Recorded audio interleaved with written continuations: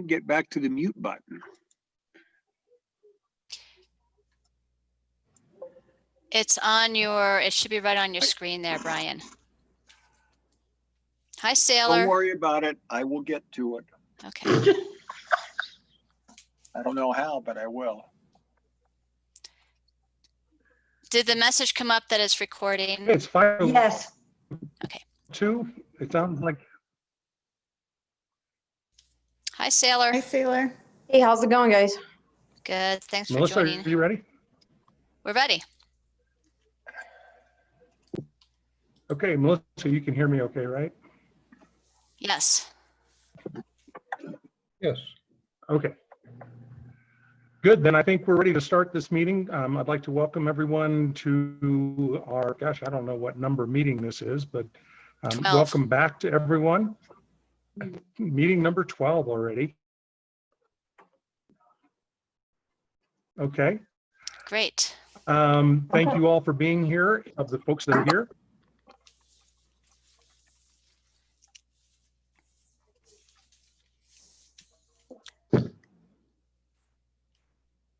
And I can just go through and we can do some introductions.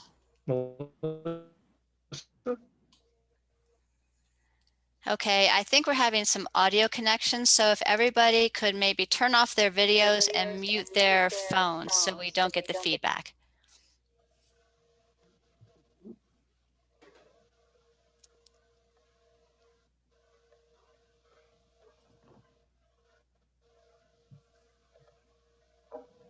Okay. I'll go over the agenda real quick and then we'll go through introductions. Does that sound okay, Brian? Rob? Okay. So we'll do Yes, the welcome. please. Great. Hang on one second. We've got other people joining. Okay, well, good evening, everybody. We'll do our welcome, introductions, and public comment, and then we'll go over the meeting notes. And we have a little bit of a shift in the agenda. Our co-chair, Rob, wanted to go over the community survey results first and then look at the vision statement afterwards. And then we'll talk about how we'll be reviewing the goals and policies. We'll talk about some map updates, our schedule, talk about our community outreach planning, and then we'll conclude. So with that, we'll do some welcome and introductions. And if we could just, I'll go right around based on the names that I can see. So Jessica Simmons. Hi, I'm Jessica Simmons. I'm with county staff. Thank you. Dave Browning. Yeah, I'm retired Navy officer and on a bunch of committees and so on in the area. So been here for 14 years. Thanks, Dave. Sailor. Hello, I'm a resident of Doney Park, and I also didn't know if anybody on the call wasn't on the committee, so that's why I'm stating that. And I work with the Red Cross. Great, thank you. Brian Bates. You'll have to unmute. Okay. There you go. Yes, I'm Brian Bates. Lived out here 40 years or so, and I don't know, I'm just a Doney Park resident. And co-chair of the committee. Okay. Rob Wilson. Hi, I'm Rob Wilson. I live in Timberline. As previously mentioned, I co-chair with Brian Bates, and appreciate everyone being here this evening. Thanks, Rob. John Ruggles. Hello, everyone. I'm on the Planning and Zoning Commission, appointed for District 2, and I would like to add that I am unemployed, but definitely not retired. That's for sure. Thanks, John. Liz Baldwin. Liz Baldwin here, been in Doney Park since 1990. Part of the DPTF committee, and I'm proud to be here. Thanks, Liz. Harriet. Harriet Young, retired NAU political science, 30-year resident of Waukee Road. Thanks, Harriet. Bethan. Hi, Bethan Hang. I'm the intern with Coconino County tonight. Thanks, Bethan. Cameron. Hi, I'm Cameron Watson. Been in the Timberline area since 2008. was a police officer for 10 years. Now I run a nonprofit and 2 other businesses with my wife. Thanks, Cameron. And you're on the committee. So Yes. yeah. Jim Clifford. Jim Clifford, Planning and Zoning Commission, District 4. I'm a committee member and full-time employed at WL Gore. Thanks, Jim. Cindy Wilson, would you like to introduce yourself? Sure. Hi, I'm Cindy Wilson and longtime resident in Doney Park. I was in Winona for 30 years and now I'm in Timberline. And I'm just here. I talked to Melissa and she said, show up. And here I am. Thanks, Cindy. No connection to Rob. Thanks for showing up. Appreciate it. I see.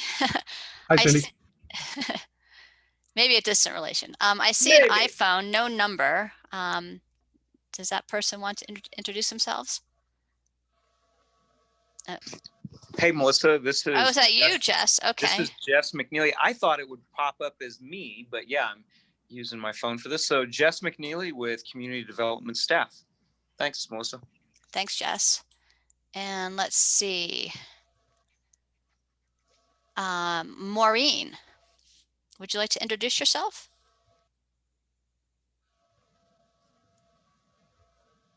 Hi, Maureen. Hi. Maureen, I've been in Timberline for 33 years. Welcome. Thanks for joining in. Appreciate it. Barbara Chadwick, would you like to introduce yourself?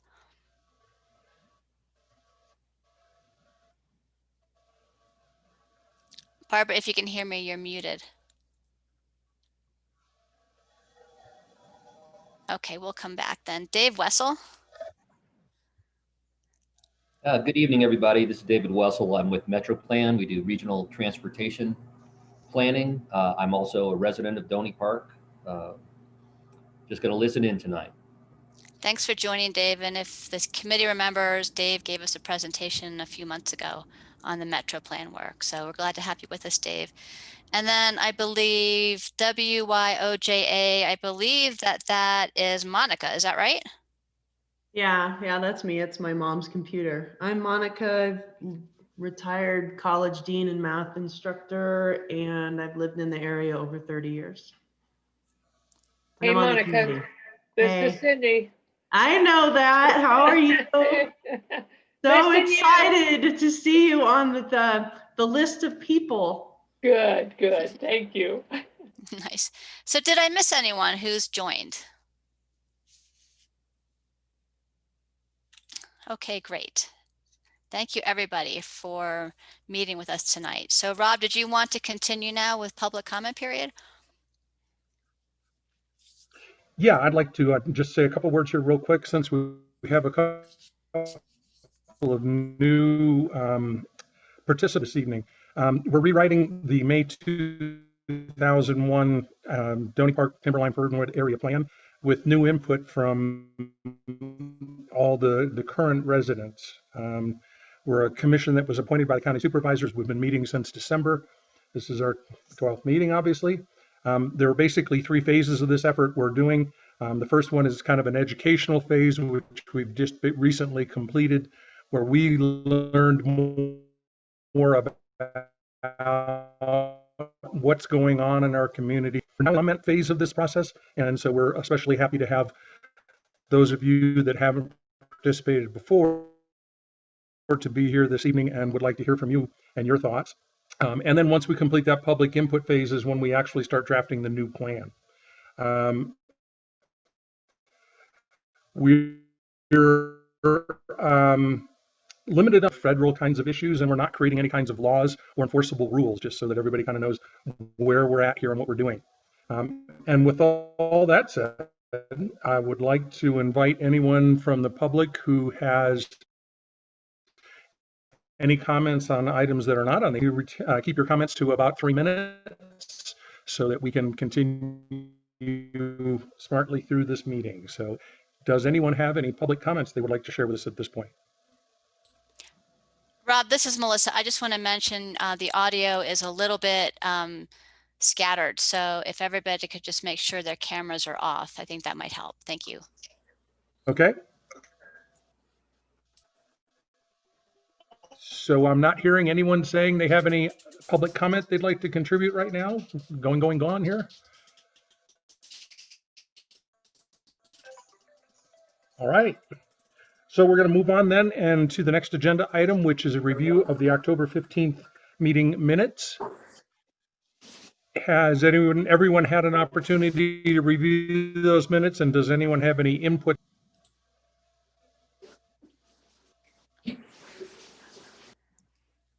Hey, Rob, I'm this is hearing no Jim. inputs. Rob, this is Jim go ahead. Clifford. Could Yes, sir. Maureen turn her camera off? Liz, can you turn yours off? Oh, I thought my camera, And Beth and Hang, could you turn yours off? And we can see if that helps with the audio with Rob.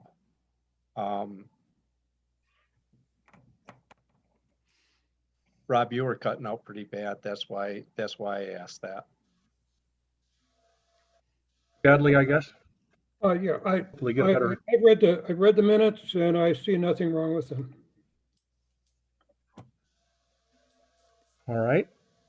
Anyone have any other comments on the minutes? If not, I guess we can take a motion to approve the minutes. I so move. And perhaps a second, although I guess This is Brian, I second.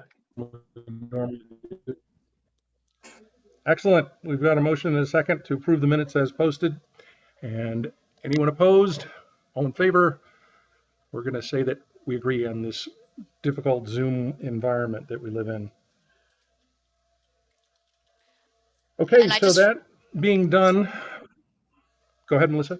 Sorry, I'm sorry to interrupt, but I did get a message that, yeah, Barbara is having issues with her microphone. So I'm going to ask her to possibly type in her comments and we can mention them at the end. So we'll have to just be aware that some people are having audio issues tonight. Yeah. Okay. Moving on to the next item on the agenda, I asked Melissa if we could reorder this slightly and go straight into the survey results that I'm sure we're all anxious to hear some, at least the initial input or summaries from Melissa. So Melissa, could you take that over, please? I sure will. Thank you, everybody. There we go. And I just want to go over some of the details about the survey and how we ran this out and what some of the responses were. So if everybody remembers, the actual survey went live on October 1st. We sent the live link out to the committee, to the contact list that we had, our community contact list by email. We sent that out. We posted it on the county planning and zoning webpage. We also left paper copies in a drop box at the Summit Fire Station on Cokefield Road. Rob helped us out and posted the link on Doney Park Facebook page and the Nextdoor page. The county Public Affairs Office put it on county Twitter and Instagram pages. I believe Supervisor Archuletta's office put it on her social media and listserv sites. Many times. Okay, great. So it got posted many times. The county issued a press release on October 13th, and my understanding is that goes to all media sources, including radio stations. And the postcard was mailed on October 14th, but what that means is the carriers actually had it that day. It didn't go through the mail system, so they were able to deliver it that day. It went directly from the printer to the post office carriers. So that's the service we used for that. Put a stack of postcards at the Silver Saddle store. And so that was how we released news about the survey. And in terms of the results, I did have some direct contacts and comments about the survey. We had about 5 people requesting that it be the deadline be extended. So we did extend the deadline to November 8th. It was actually closed on Monday this week at 5 o'clock. And the total responses received were 690. That included the online survey, plus we had 26 paper copies dropped off at the fire station. That's 4% of the total. And you know, we're calculating about 3,000 households in the area, so that's about a 23% response rate of the total households, which is well, let's compare what that looks like. So I talked to Rob earlier today, and he asked that we look into a little bit further about, you know, what is a typical online survey response rate. So looking back, though, interestingly, at the 2001 Doney Park area plan, for that survey, they mailed out hard copies. They mailed 3,000 surveys out. They received 962 back. And then to compare some online surveys, the Belmont area plan, we had a 25% response rate. That was primarily online. There were only a few paper surveys. They were available, but only a few people took the survey on paper. The Fort Valley area plan in 2011, from what I could gather from reading the plan, was mailed. And I did not see in scanning the area plan what the response rate was for that area plan update. Interestingly, the 2007 Kachina Village area plan was online and on paper. They received 500 responses, which at that time was 37% of the population. Whoa. But I wanted to I did a little bit of research today and really try to learn what is a typical response rate for an online survey. And SurveyMonkey, which is the platform that we used, said that for a survey where there's basically no prior relationship with who we're connecting with, the response rate can be as high as 20 to 30%. Another source said that external surveys target could be between 10 to 15%. So there's really no gold standard, but I did find this interesting chart, which really shows the variation in types of surveys. So going down here, kind of an average response rate of an online survey is about 29%. We're having somebody else join us now. You know, obviously in-person surveys where we're making contact, that's the highest response rate. Mail surveys about 50%. So it really does vary depending on the type of survey that you roll out. And I just wanted to give that bit of background before we get into some of the actual details of the survey. Did anybody have any questions on that? Because we have quite a few questions from the survey to go through, and I wanted to just get right into that. Anybody, any questions? Okay. Can you hear me, Melissa? I got one question. Oh, go ahead. I think that was Liz. Yes, but there's someone before. Was that Rob? It was. I just want to let folks know these surveys were almost all 100% complete surveys. Is that correct? We had so of the surveys that were taken, and we'll look at that because we have an answer per question, but we had a 93% completion rate, which is pretty excellent for a long survey like that. So in other words, of the 44 questions, 93% of people who took the survey finished every question. So, and Liz, thank you.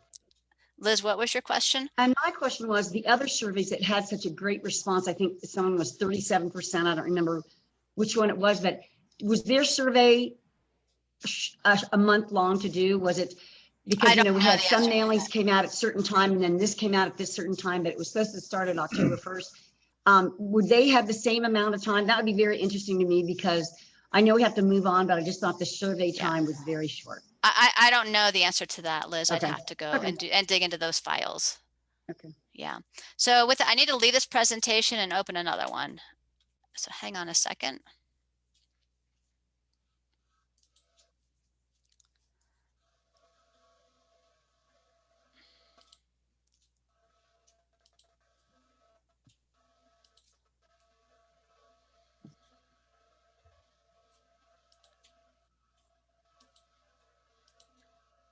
Okay, did the big green screen display to everybody?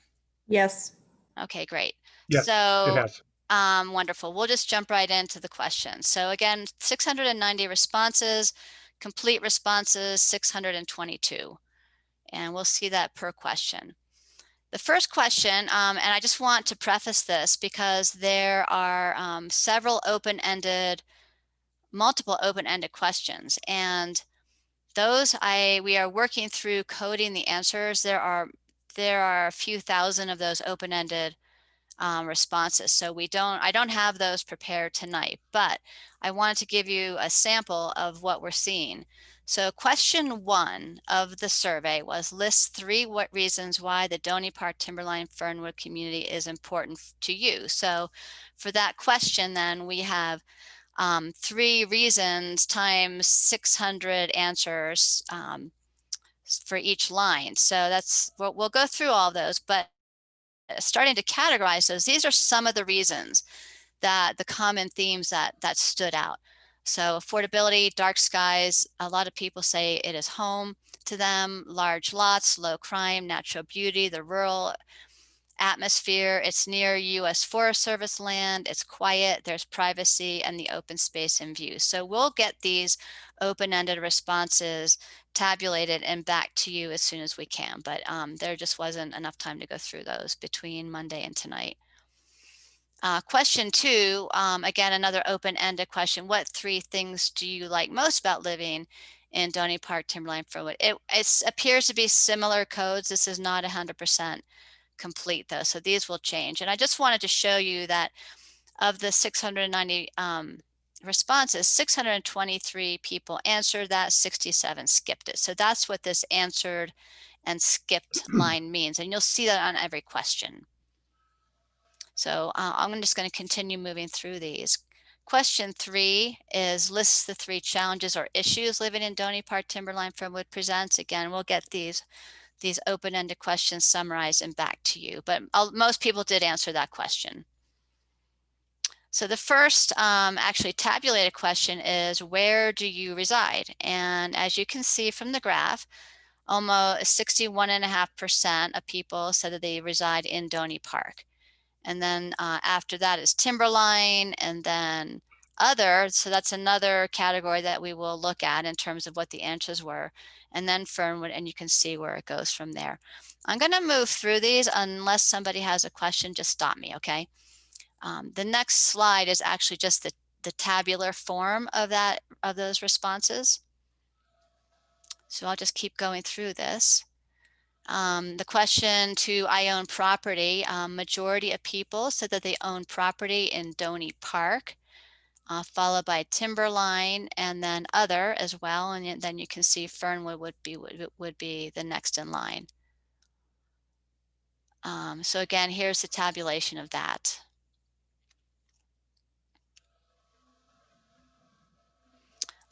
Question 6 was, I am a renter and do not own property. The majority answer was no, meaning that most people are property owners, or in other words, not renters. And again, there's the tabulated response. Question 7, Melissa, this is Rob. Yeah. Quick question, if we could just go back to that one. I suspect that there are actually quite a few more renters than that percentage represents. When these are tabulated and the final results are displayed to us, are we going to have anything to measure this against? I think this was the only question we asked in terms of rental. The other question was, hang on a second. I own property. Well, that would be true for all of these issues. All of these numbers are just numbers if they're taken by themselves, if we have nothing to compare them to. So, in this case, we're trying to figure out, what percentage of the population rents versus owns here. And I don't think that is an accurate representation. But without any, comparison data, we don't know. So is there a way that when this is finally tabulated and displayed in its final form, that we can see the responses versus the data that we know or have in comparison? We'll have to look to see if there's other data out there in terms of property ownership and rental. Okay. I would think that, you know, honestly, the most recent data will be what we have from the American Community Survey. We can compare it to that. Yeah, this is Harriet. Where do you think, I'm just curious, where do you think maybe renters are that we don't know about or who aren't reflected here? I can't think of areas that are high rental.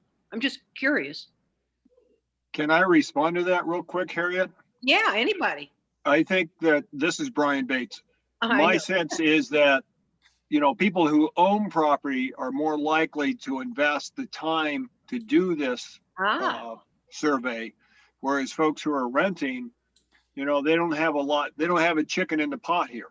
Okay. So my guess is that a lot of renters just skipped it or said, you know, it's not worth my time. But I guess my impression was that we don't have a lot of rentals here anyhow, but I guess I'm wrong. That's all I'm trying to correct. I wouldn't say you're wrong. I would say, I don't know. I got it. All right. Never mind. And I do think, you know, having just from thinking back to looking at the most recent census information, which is the American Community Survey, it's not the 2010 census. I do believe the rental rate was fairly low in Doney Park Timberline. So we can look at that though and use that to compare. All right, so let's go on then to the next question. If you own land, how much land do you own within the planning area? And interestingly, the majority of people, about 68%, own between 2 and 5 acres. When you start to add it up, then between 2 and 10 acres, that gets to be a fair number of people in terms of how much land is being owned, at least by the survey respondents. And again, there's the tabular form.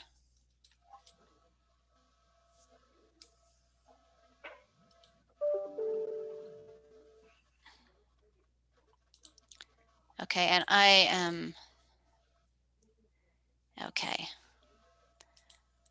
And question 8, do you plan to split or subdivide your land? Most people said no, they do not plan to do that.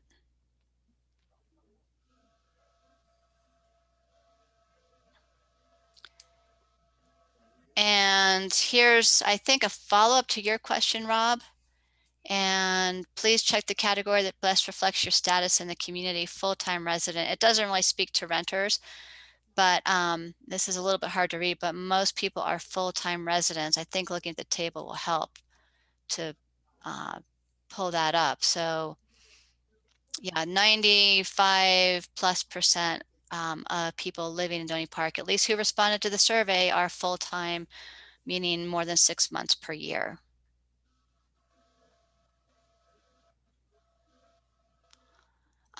This question 10 was indicate how long you have lived in the Doney Park Timberline Fernwood area.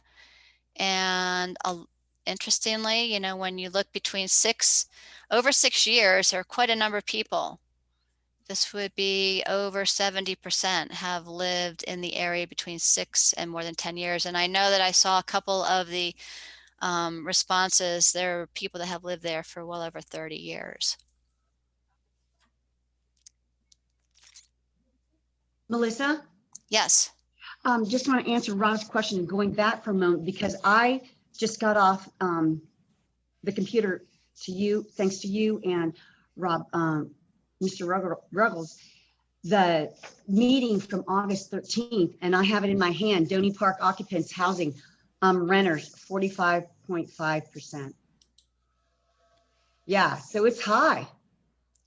So I don't know how this was from 2014 to 2018. So anyway, just consider it is written, it is in our notes from August 13th, because I just was studying all those notes.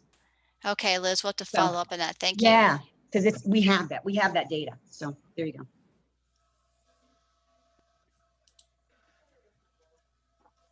Okay, how many people currently reside in your household?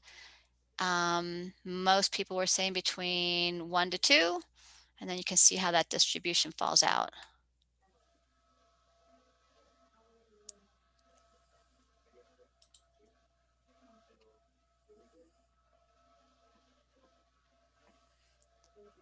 this was interesting. Check the box that indicates your usual employment status. And over 40% of respondents said that they work in Flagstaff. About 27% said they are retired. And then there were different categories here of responses. And I think if we look at the table, it gives a little more detail. So fair number work at home, 13.5%.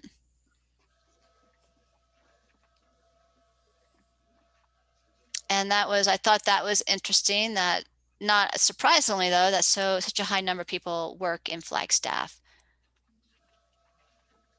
Actually, interestingly, about 8% work within Doney Park Timberline Fernwood, but not in their home.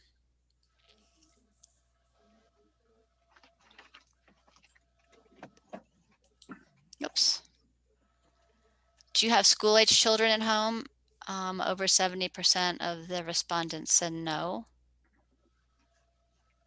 Although close to 28 do have school-age children at home.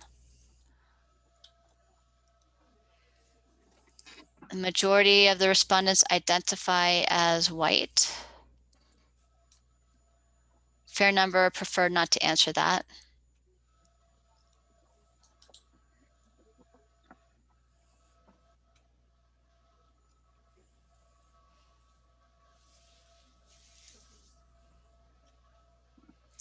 Question 15, again, this is an open-ended question. Are there any special characteristics in the planning area that should be preserved?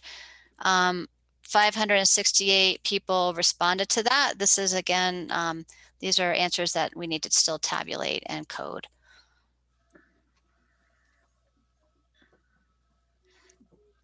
This next question, on a scale of 1 to 5, 5 being most important, how do you feel about the following topics? How important do you feel the following topics are for the plan to address, to maintain or improve the quality of life in Doney Park Timberline Fernwood? Most people responded to this, and this is a weighted average in terms of the how people felt about this. Rural character came out at number 5, so that was a lot. These are all very important to people, but there are some variations here where rural character came out to be the most important topic for the area plan to address, followed by natural environment, public safety, water resources, and natural environment. I'm going to go down to the table because then we can see the actual details. Well, this is harder to see. I'll go back up here. So the bars actually indicate, you know, the degree of importance to people. The transportation system fell out as number 3, as did recreational and youth activities as far as importance.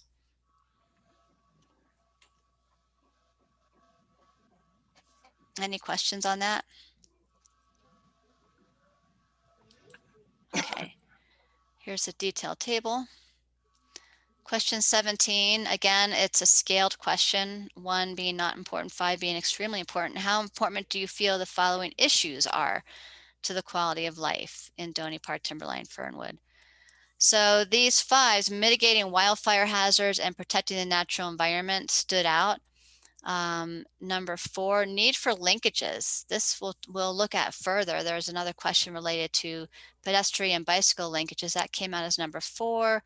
Crime came out as number 4. Traffic and transportation, zoning code enforcement, and then housing affordability came out as 3 in terms of importance.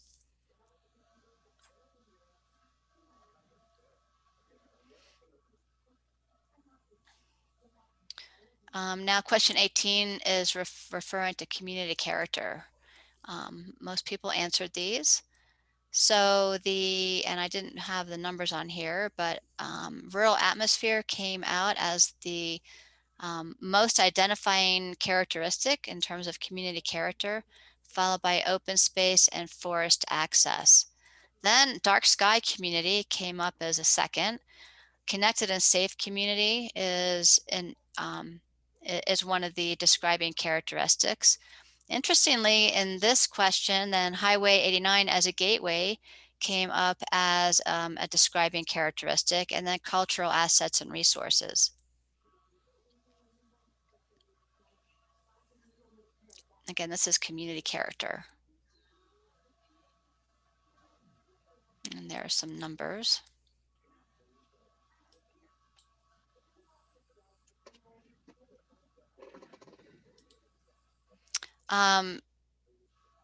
Oh, I'm sorry. I guess I just hit the wrong button. Hang on, I'll go back to that.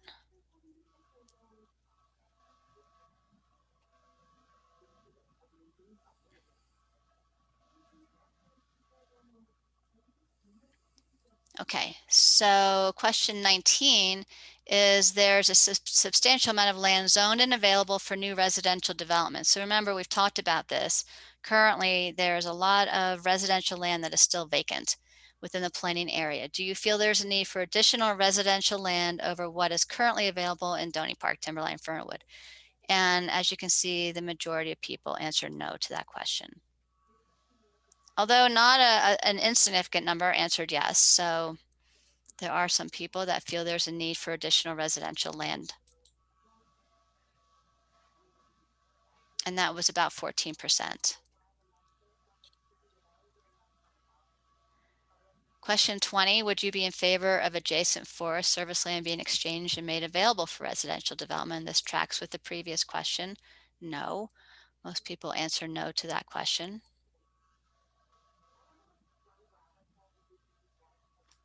Question 21, do you agree that the area plan should encourage additional types of residential housing development, including higher density residential, in order to support neighborhood scale economic development, transit, and affordable housing options? Majority of people said no. About 13% answered yes to that question.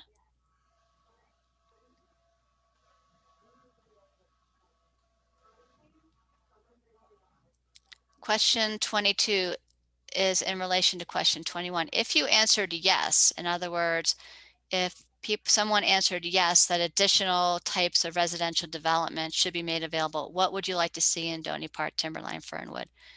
And the majority of people responded single family subdivisions similar to what is currently available. 26.5% approximately said affordable housing. Other people identified tiny homes. There's another group. I haven't looked into that to see exactly what that is. So it's an interesting spread here in terms of additional types. Apartments did not get a lot of votes. Mobile manufactured homes got about 14% votes for that type of development. RV parks, 8%. So you can see the spread. Retirement communities got about 18% of people that would like to see additional options available. And there's the table. Question 23, the current area plan contains design guidelines that determine the type, style, and design of commercial and industrial, non-residential. So remember, this is for non-residential buildings for conditional and permitted uses. Do you agree that the design of newer and some existing commercial development, such as buildings along Highway 89, and we gave the example of the Dollar General, the Silver Saddle Center, and Timberline Firearms, do these buildings reflect the desired community character, look, and appearance? And majority of people said yes. Some people did say no. So over 20% of the respondents said no. They did not feel that the current design guidelines reflect the desired community character, look, and appearance. And here are some numbers related to that.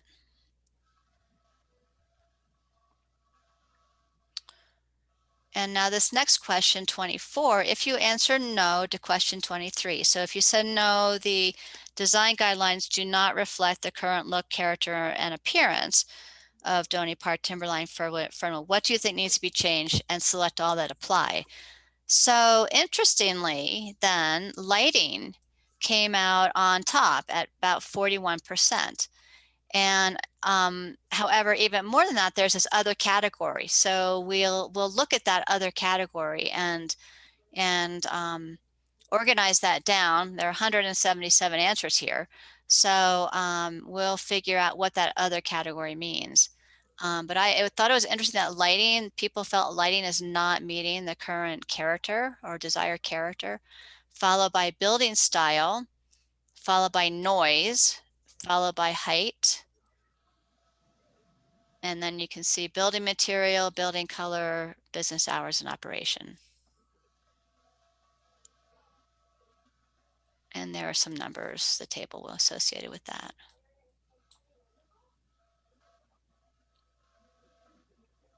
So good information for when we talk about the design guidelines. So this is my blank slide for the other responses, which we will be working on. So in other words, if somebody answered no to this question, what is this other category? So 44% of the responses gave us an other answer, and we will work on getting that organized and out to you. So question 25, on a scale of 1, not important, to 5, extremely important, how important are the following public services and facilities? Fire protection and drinking water came out on top, as well as to a bit of a lesser degree, but still at number 5. These are rounded numbers, emergency medical services. So these are the public services and facilities that are most important. Law enforcement, snow removal, road maintenance, those all fell out at number 4, as did broadband internet. Interestingly, park facilities, pedestrian bike facilities came out at number 3 in importance, and transit services at number 2. So there's some interesting questions that will be tied to that in a little bit. So keep that in mind. Again, the table. Question 26, what type of internet access do you have at home? Of the respondents, and this would make sense with an online survey, over 85% said they have broadband internet. And you can see some people have dial up. That gold bar is only have access to the internet on their phone, and then the teal bar is do not have access to the internet.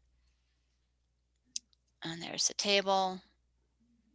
If you do not have access to the internet, you need access. Majority of people said no. And I found this interesting. People that do not have access to the internet, which again is, let's see, 2%, about a little over 2.25% of the respondents do not have access to the internet. Do they need it? No, they do not need it. Some people do need it. So that was an interesting spread. And, I guess this is probably weighted in favor of people that do have broadband internet, but there were still some of those respondents that were able to state the case that they don't really need the access to the internet. Melissa, on the previous slide, you said there were only 18 people that said no, yet 250 some answered saying they don't need it. Well, this shows that 15 people said no, they do not have access to the internet. Okay, and the next question? If you do not have access, do you need access? 259 people answered it. Right, well, people, okay. Not the 18 that said no. Well, that's true then. Anyway, we can move on. Okay, so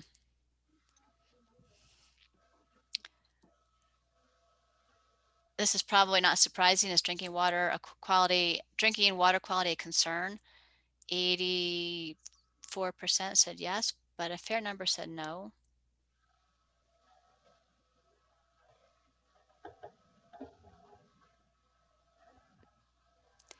And then question 29, this is where we started asking, then this section of the survey was in regard to the commercial and industrial development and the rural activity centers. Do you think additional rural activity centers, and if you remember, there are 7 of those identified in the plan. Do you think additional activity centers are needed within the planning area? And about 76% of people said no. About 23% said yes.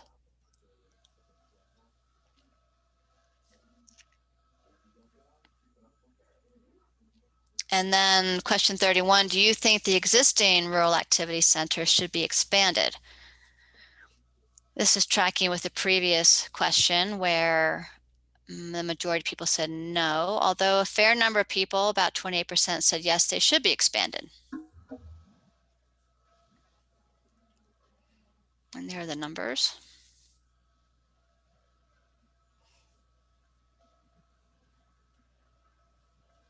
Question 32, what type of neighborhood survey and commercial development would you like to see in Doney Park Timberline Fernwood? It was check all you apply, check all that apply. So grocery or market, not surprisingly, came out at probably about 78%, followed by restaurant, coffee shop, retail, and a small box store such as a Dollar General.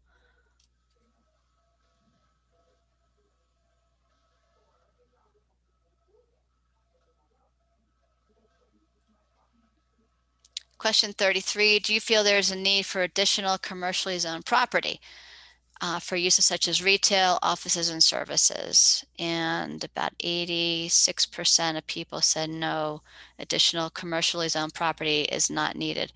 Remember, there is still a fair amount of vacant commercial zoning in Doney Park, and that information was provided in the survey.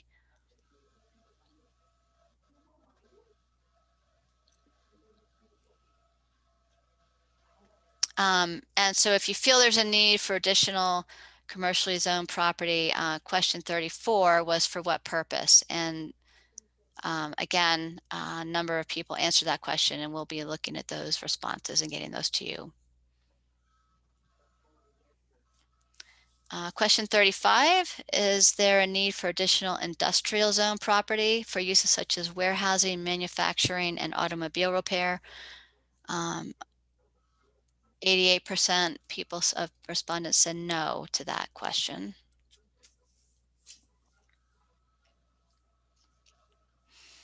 And there is still quite a bit of industrial zone property that's vacant within the planning area.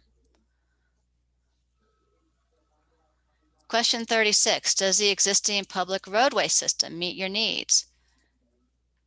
About 75% of the respondents answered yes, it does. About 24% said no.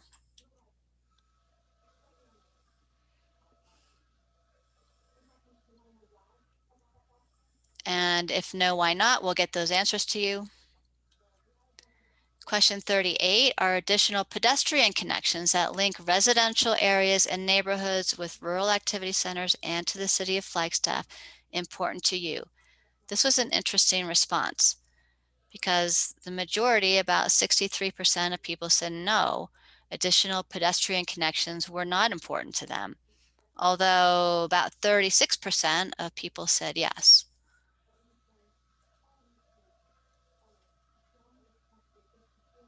So there are those numbers. And then our additional bicycle connections that link residential areas and neighborhoods with rural activity centers and to the city of Flagstaff important. Again, this was a majority of the no, although less so than with the pedestrian connections. So about 58% said no, and about 41 or 42% said yes in terms of additional bicycle connections.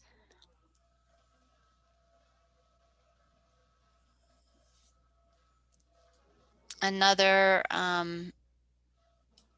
scale of importance, on a scale of 1 to 5, 1 not being not important, 5 extremely important. How important are the following transportation related features and amenities? And so again, 5 was extremely important, 1 not important. And pedestrian features, bicycle features, and equestrian trails all came out at about 3. So kind of middle of the road importance. And then transit services came out as a little better than 2, about 2.5. So here, look at the numbers on that.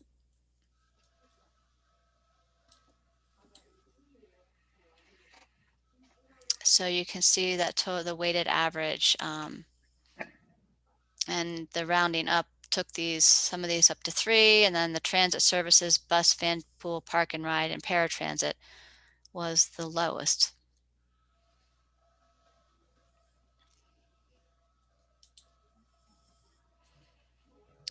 And the next section then was in terms of use of open space. How often do members of your household use a national forest system adjacent to Doney Park Timberline Fernwood, and what do you do there? Please check a frequency for each activity that applies to members of your household. So majority of people walk, hike, or jog 4 times a week. And then wildlife watching is also close to that number. Dog exercise and training. And then you can see how these others fall out. Bicycle riding, picnicking, off-road vehicle driving, hunting, camping, horseback riding, and target shooting. And again, this is use of the National Forest System. And there you can see the layout in terms of numbers.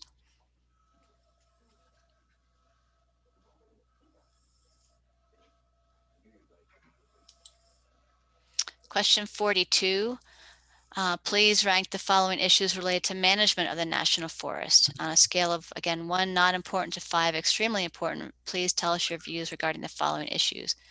So potential for wildfires, and this is protecting U.S. forest land from development, came out pretty close together as far as being extremely important.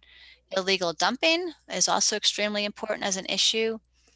Timber harvest was the least important, though, although it is still important with it's more than median, or rather more than midway in terms of the importance scale. And then camping impacts are an issue. Off-road vehicle use is an issue.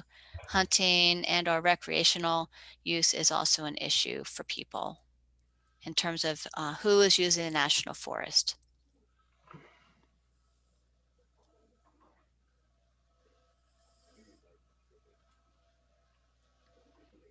Again, another qualitative scale. How important is protecting the following natural resources and cultural resources to you? On a scale of 1 not important to 5 extremely important, tell us your views regarding these issues.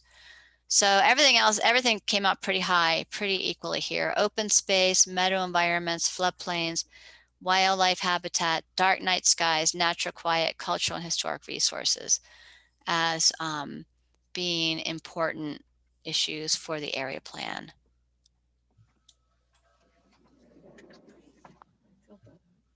I know you did.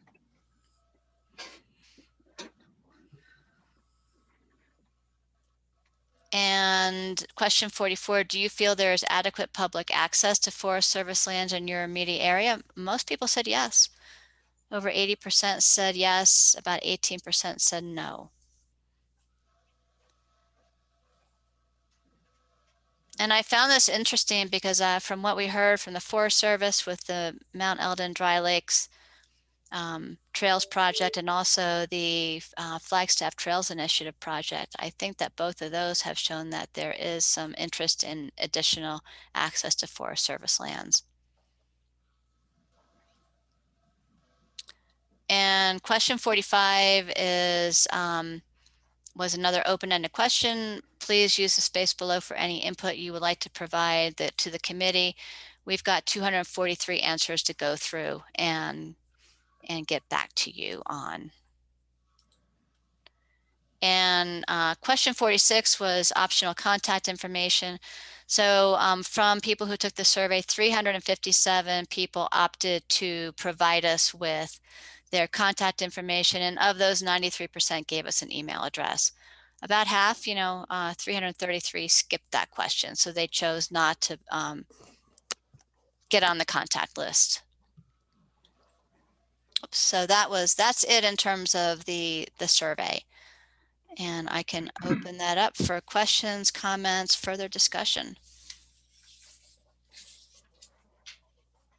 So I'd like to start here.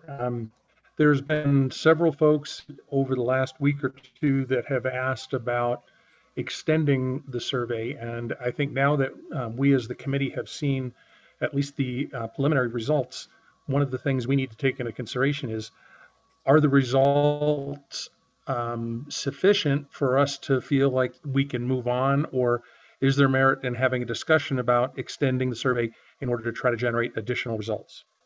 Anyone have any thoughts in that arena? Yes, I do.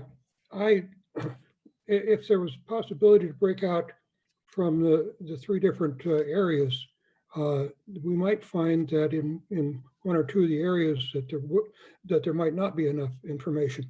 Overall, yes, I think it's fine. But if the majority of it is from one particular place, then the other two are kind of left in the lurch.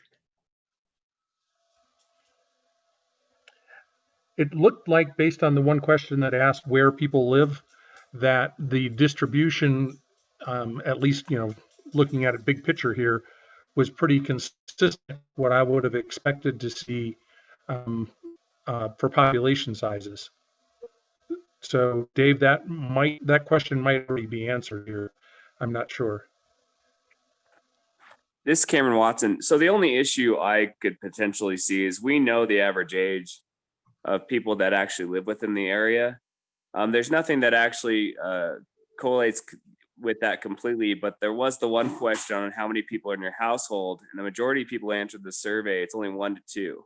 Right. So from what I'm seeing is we're talking about people who are probably retired or of an age where their children are in the household, because we know that the median age within Doney is like 39 or 40, something like that, which would, in my opinion, put more children or at least more than 1 to 2 people in the household. So I think we're definitely missing a population. I don't know how you get that population because they're pretty busy with life and probably aren't paying attention to surveys or anything else. But I definitely do see that component's probably missing in the surveys.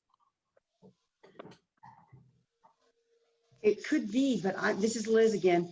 But in this old survey from, oh dear me, 217, it said the median age here is 65.2. Yeah, it has the median population, the growth rate, the median age, and the median income. So yeah, they said 65.2. So I don't know how we're going to get that other population, right? Probably they're too busy. With only a month to do the survey, people are making a living, working, trying to enjoy on the weekends. I don't know if a month or less, a little less than enough, got all the population. I took time, but I'm retired. Yeah, it's unfortunate. You're missing the major portion of what makes up Doney. And yeah, unfortunately, the only people you're drawing in are retired or semi-retired or whatever else. You're not getting an actual, in my opinion, true account. I just don't know how you overcome that. Is there any way to get information from the schools? I guess there's just one school of maybe parents, and target them just to fill out that gap, the people who have children. Because I agree, I noticed that we didn't have much of in there at all about children and children's activities. I noticed that, though I'm retired, I taught. So I thought that was kind of an obvious.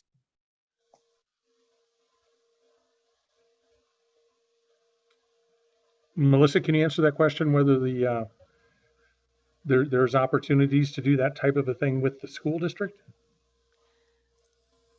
I think we can get in touch with the school district and ask if they would somehow promote the survey. I know they're pretty busy right now. I haven't approached them, but we could certainly see what their response would be. Well, I mean, it's important to them. If they're not represented, we'll make all sorts of decisions that people with children will be hampered by. So I think it's in their own interest if we word it correctly, making it clear to them, your interests won't be served unless we hear from you. Good point. And since it is a virtual classroom right now, everybody is online anyway. So doing the survey might be not as difficult as otherwise. Yeah. This is Brian. I want to ask Melissa a different perspective, and that is from the county point of view. How would extending the survey affect the capacity of the you and our timeline in terms of getting things accomplished in the longer goal? Well, that is a trade-off, in terms of where we are in the process, because the survey is intended to help inform the committee when you start looking at the goals and the policies and drafting those. And if we extend the survey and then wait, I don't know that we would want to do too much work on the goals and policies until we felt comfortable with the survey results, because then we wouldn't necessarily have have all the information. So, I mean, that is a great question, and we are moving into the holidays, so things would naturally slow down a little bit. But on the other hand, you know, we did want to not make this plan, you know, be a 3-year process because we're trying to respect everybody's time and commitment. But ultimately, it's a plan that's for your community, and we're here to help you. Yeah, Melissa, this is Dave Wessel. Hey, Dave. Hey, you know, you might talk to Fred Solop at NAU and see if there's a credible way to normalize the data so that it is representative of the demographics and geographic distribution, and then see what it tells you.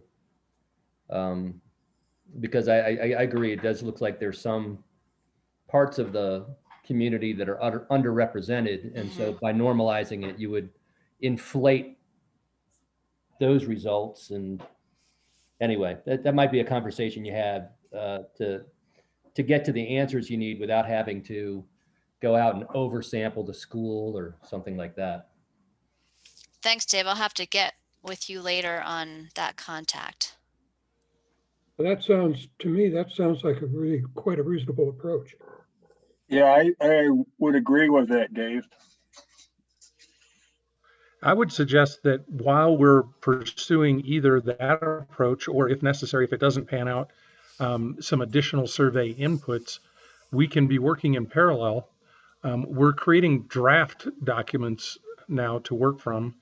And if, as a result of some, you know, if we do end up having to get additional surveys, if there is a significant difference, we can adjust our drafts. It may turn out there are not significant differences, and we'll be fine. I think this is just, you know, and everyone has an interest in making sure that we've adequately sampled a fair number of the right people here. That doesn't mean we need to stop our work. I agree with you, Rob, and I had the very same thought, is that we could begin looking at the data and then adjust as necessary. Okay.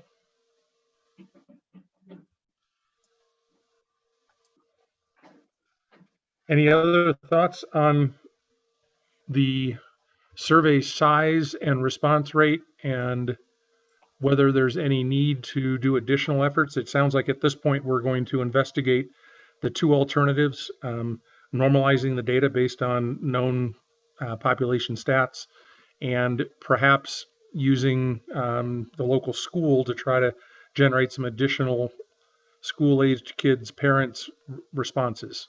Anything beyond those 2 things? My question, this is Brian again. My question would be, what time frame are we looking at? Are we looking at 2 weeks, 3 weeks? Are we looking at going to Thanksgiving or December 1st?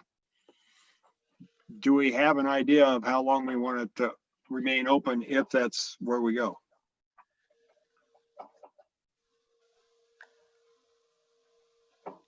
Well, that's a good question, Brian. And I think maybe the answer would be in relation to how the school responds. And then if we do get some assistance from Fred at NAU, how long that might take. Yeah, it's a difficult question to answer right now without knowing more.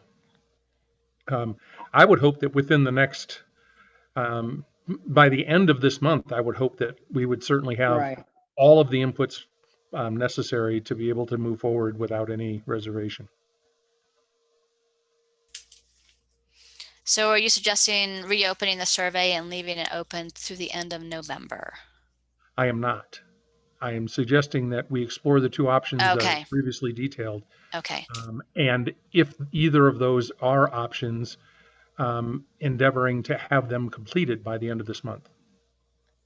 And then make a decision as to whether or not to open the survey again? No. Okay. So you're not really suggesting opening the survey again? I am not, no. Yeah, to me, we have plenty of work to do with this, with what we have. And if we have to tweak it after a couple of weeks or something, I don't see that's a major issue. Okay, anyone have a difference of opinion on that? Rob, Since this is Jim Clifford. What we find on the Planning and Zoning Commission is there's deadlines on comments that people can make when we do hearings. And on that postcard, it had a deadline. And the people who did not reply are looking at that postcard saying, oh, I missed the deadline. So they're believing that it is closed already. I think we ought to just table opening it back up, go with the two options that are on the table right now, see where that goes, and use the data that we have and continue forward. And like everybody has said, adjust from there. Because if they haven't done the survey, they think it's closed already. I guess this is Harriet one more time. I guess what I just am hesitant to do is to, with such a preponderance of information from us retirees, we're setting the next 20 years out there.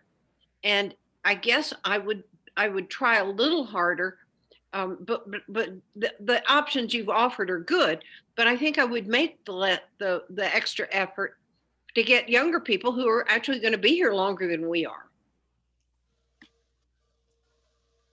Harriet, I think that's the plan with the school district attempt. Good.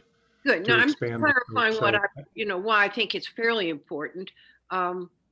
We may benefit from a longer horizon from other people. Mm-hmm. Just saying. Okay. It sounds like we have consensus on that. So unless anyone has any questions about the presentation and the rough or preliminary data that we've seen, I suggest that we can move on to our next agenda item. Okay. I will exit this. Which will be our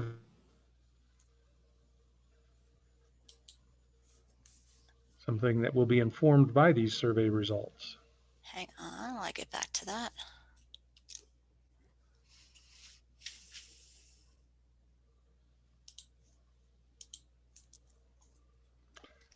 It's awfully nice to see all these people on the screen when you go away there, Melissa. Glad to see so much participation. I see something different, but that's all right. Let's see. Okay, so this was the slide we looked at again in terms of, does everybody see the screen? We're back to the survey response comparisons. Yes. Okay. So now we'll jump back into looking at the draft vision statement. And this is something that was looked at last month. The committee made edits at that point, and what was emailed out to you, it should have showed up in track changes. And that's what we'll look at right here. So this is the version without track changes that you all had come up with in October. And I can just be quiet for a minute and let everybody read this. And so this is for natural resources, open space, and environment.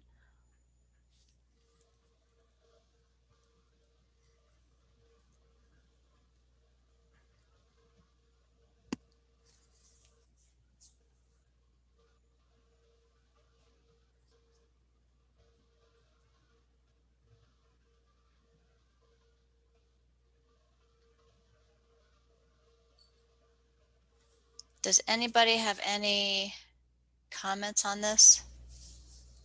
I do, just really quick. I think overall it looks great. The first sentence though, just grammatically, I don't think that works just because our priorities can't seek. So it could be like our priorities, our priority is to seek, or you know what I mean? Okay.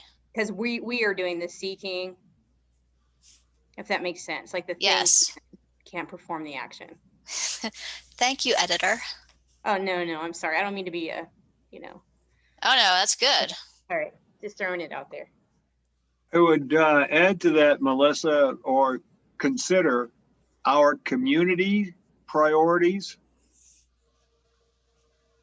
because we're speaking as a community rather than as individuals. I like that a lot, Brian. I think that's really important to define who power is. Our community priority, got it. Yeah, this is Dave, and if I could throw in a couple, I don't know exactly where to edit, but you had questions about what type of open space, and there was responses to meadows and forests and other things. And so a diversity of, well, you've got the biodiversity of native flora and fauna, so maybe you're okay there. But I know that we tend to fill in our meadows really fast, and it's the edge of the meadows that make things work for wildlife. Are you suggesting speaking specifically to meadows? Well, just the diversity of habitat. I mean, you've got biodiversity, and that might get to it. But you need to maintain the biodiversity, you need the diversity of habitat to get there. Hi. Yeah, this is Dave Browning. Yeah, I've looked through this thing several times, and I've talked with with Melissa about it too. And yeah, we want it to be one page, and if we get into too much detail, it's going to be redundant. Dave, could you repeat that? We lost you at the end. Oh, sorry. Yeah, we could have a good one-page one, in my opinion, with some minor things to change. But if we try to expand on anything, it's really going to go over a page. It's going to defeat our purpose. I have a suggestion, maybe just saying, recognizing that wildlife relies on habitat or suitable habitat.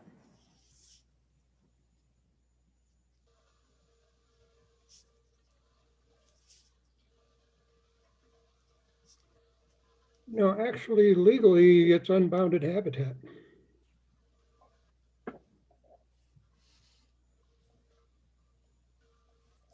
I think the idea there was to make it the statement that it is not hemmed in, that it's open and open corridors are available for movement. What if we just added diverse ahead of unbounded? That would cover meadows and everything else. Good to me.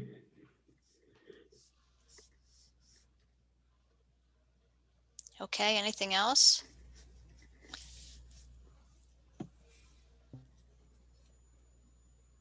All right. All right. Well, remember, these will be available. These vision statements will be available during the public open houses, and I'm sure we'll get more comments. Melissa? Yes. Quick question, Melissa. I missed that last meeting and it goes right into the vision, but are we going to have anything about a vision is an overall, everybody cut that out? Like in the original Envision Doney Park Timberline 2040, it says a vision is an overall image. Are we just wiping that whole sentence out? Oh, go right into Envision. Hang on, let me see. So are you talking about, this was just a prompting of, what is a vision statement to get everybody. So is that going to stay in there? Is that staying there? Well, when we write the plan, we can, explain what a vision is. So sure. Okay. Okay. Yeah. Because remember I was saying, it says a vision. This is our vision. Right. So, but yeah, and this was, again, just a prompting to think about what is a vision statement and what do we, okay. How do we frame it? I'm just looking at the last one and looking at this one. I didn't know if you got wrote it. That down. Okay. Thank you. You're welcome. So the next category was community character and values. Again, this is fairly long. I'll just let you read it.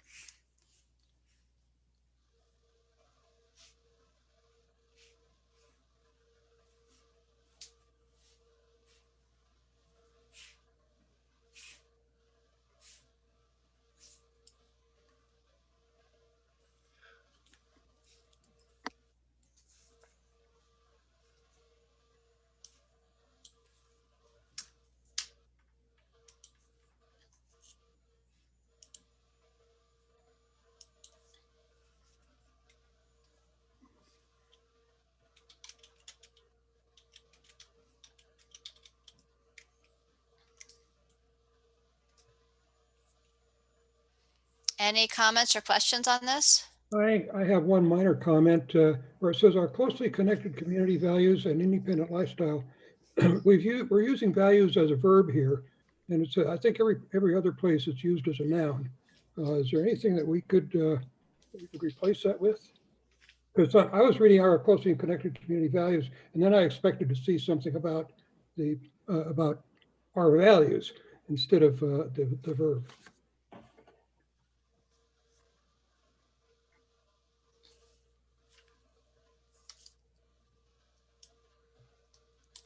Okay, anyone have an idea in terms of using the word values?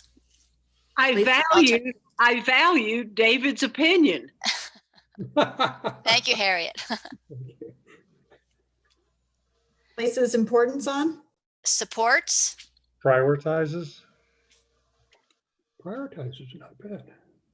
Well, Okay, prioritizes. This is your vision. Supports, prioritizes, emphasizes. Emphasizes or prioritizes would be good for me, but.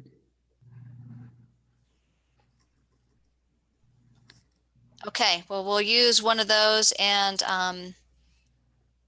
then go on. Again, this is a vision. These visions will be looked at again during the open houses, so we will be able to continue to refine them. But anybody else want to comment on this one? I think we can move on. Okay.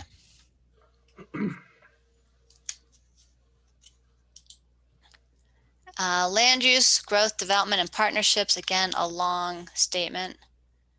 I'll let you read that.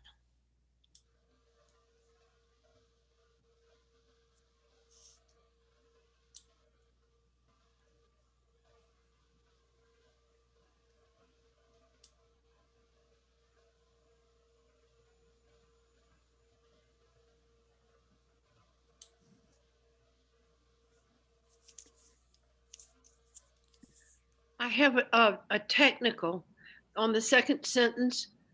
We embrace a future that accommodates new residents while ensuring that new development is integrated into our community.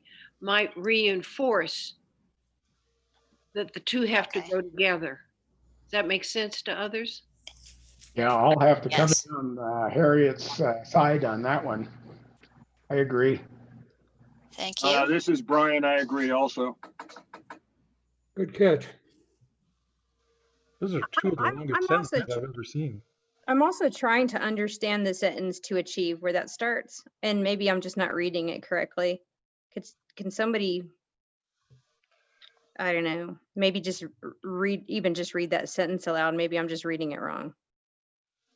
I can read it if you want. To achieve this vision, we look for residential growth to occur as planned communities and subdivisions on vacant parcels rather than on U.S. Forest Service land. And we are open to housing styles that offer a variety of housing and affordability options designed and integrated into the character of our area plan. It's a run-on sentence. You need to break it up. That's what's wrong. It's a long sentence, that's for sure. At the end of land, there needs to be a period. Yeah, I have a comment on this. I was, when I was reviewing this, I came up with something.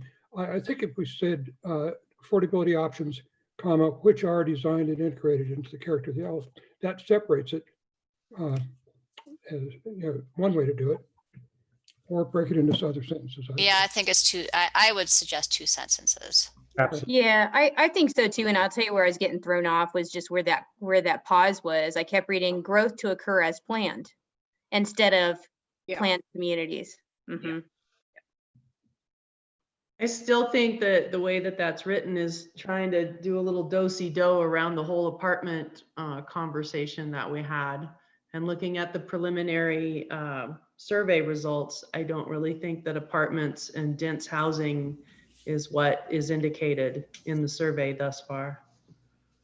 So you're looking at this last part of the sentence that says we are open to housing styles that offer a variety of housing and affordability options.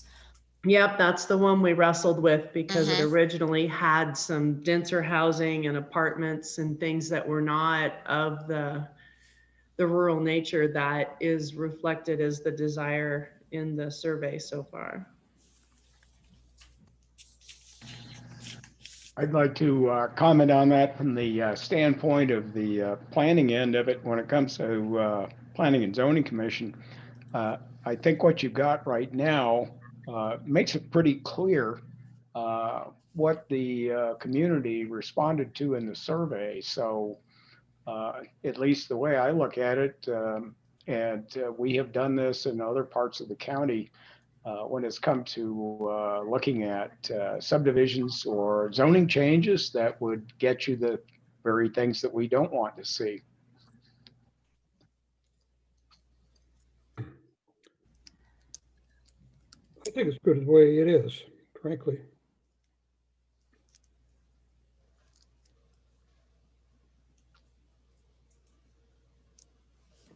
That's the ultimate thing to do, is to design and integrate into the character of the plan. Right, I'm looking at the word open. Character of the area right, plan, or housing. character of our community. We lost somebody in there. I think it was Monica talking. I just got spoken over, and I'm just saying the words, we are open to housing styles that offer variety.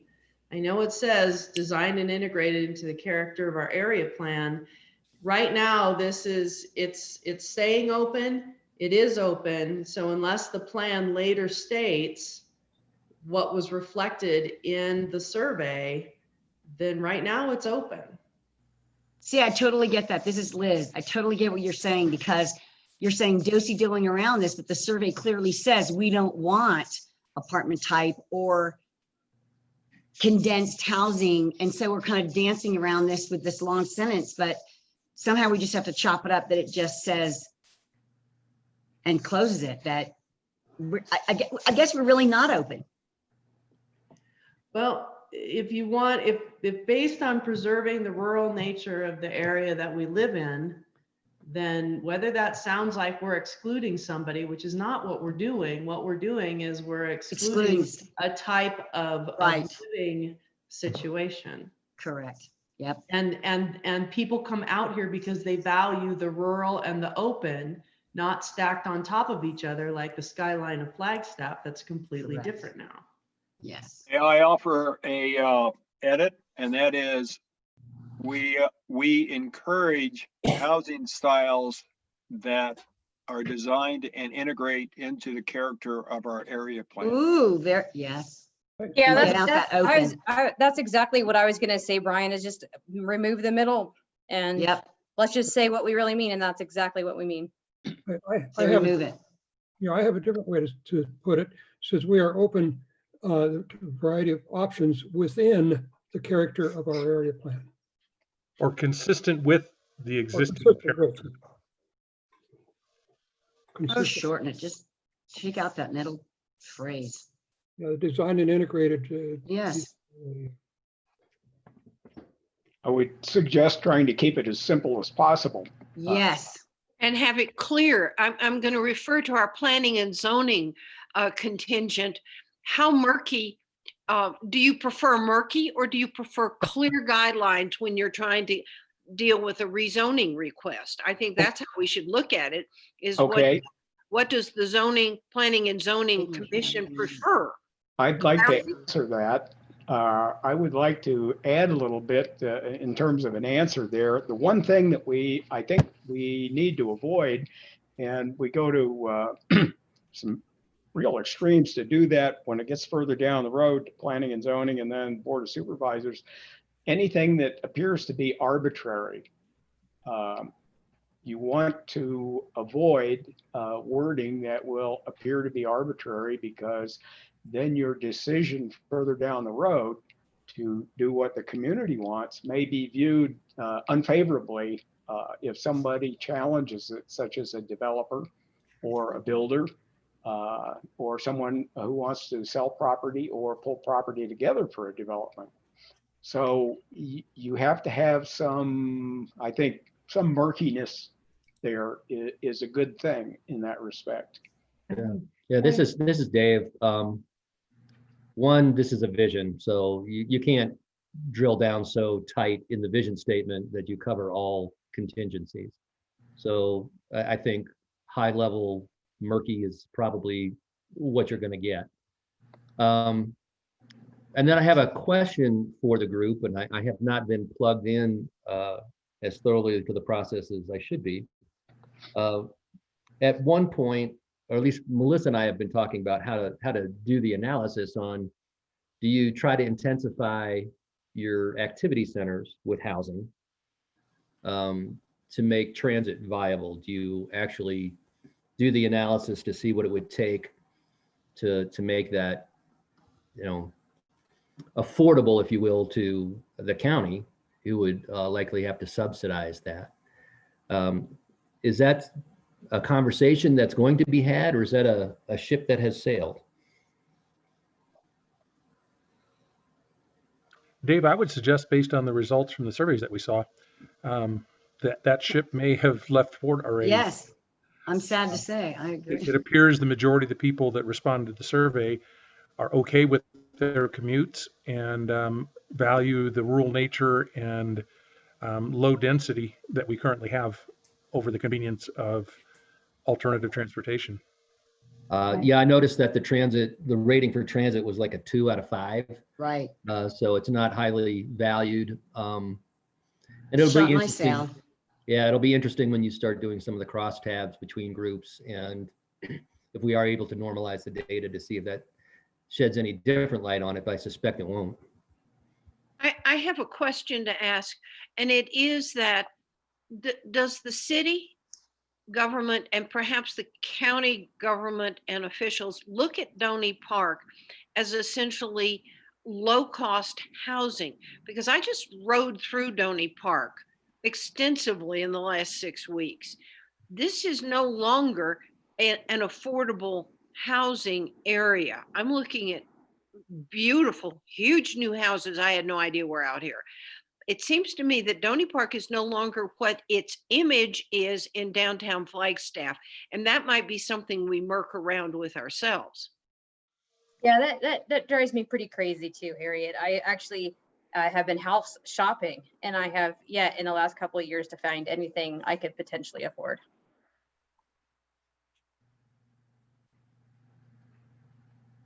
Can I make a suggestion on this? Sure. Yes, of course. Okay. To achieve this vision, we look for residential growth to occur as planned communities and subdivisions on vacant parcels rather than on U.S. Forest Service land, period. Mm-hmm. We are open to housing styles that offer a variety of housing and affordability options, designed and integrated into the character of our area, period. Or our area plan, period. Designed and integrated into, I think, leaves it awfully open. I would like to see it be consistent with the existing character. It is. But I think there needs to be a period after the U.S. Forest Service land. Oh, I agree We're just continuing this sentence on and on and on. And Periods are good. The reason I would not change the design and integrated is because we have that commercial and industrial area out off of Loop Road. Right. And I think if we do that, we're kind of tying their hands if something wants to go in out there. Because we do have commercial growth is primarily located within identified rural area centers. So if we tie the commercial growth's hands, we're not going to have any.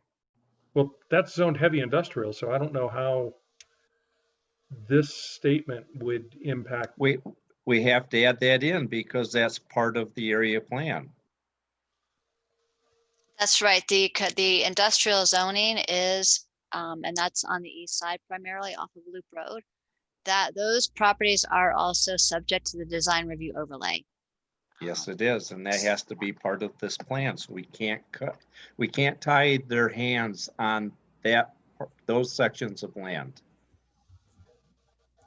And I think if we do that, that area, that's kind of that's that gray area. Well, can we do this or can't we do it? And I think but isn't one that thing. what zoning code is for? Well, that's what your design review overlay does in this plan. On top of zoning, in addition to zoning. That's right. It's specific to Doney Park Timberline Fernwood. And when a commercial or an industrial project comes in, it may be a permitted use by right. In other words, it wouldn't require a conditional use permit, but it would require that design review by the planning commission based on the design standards in the plan. Okay, I'm going to have to come in on Jim's side on this one. It's a very good look at it from the planning standpoint.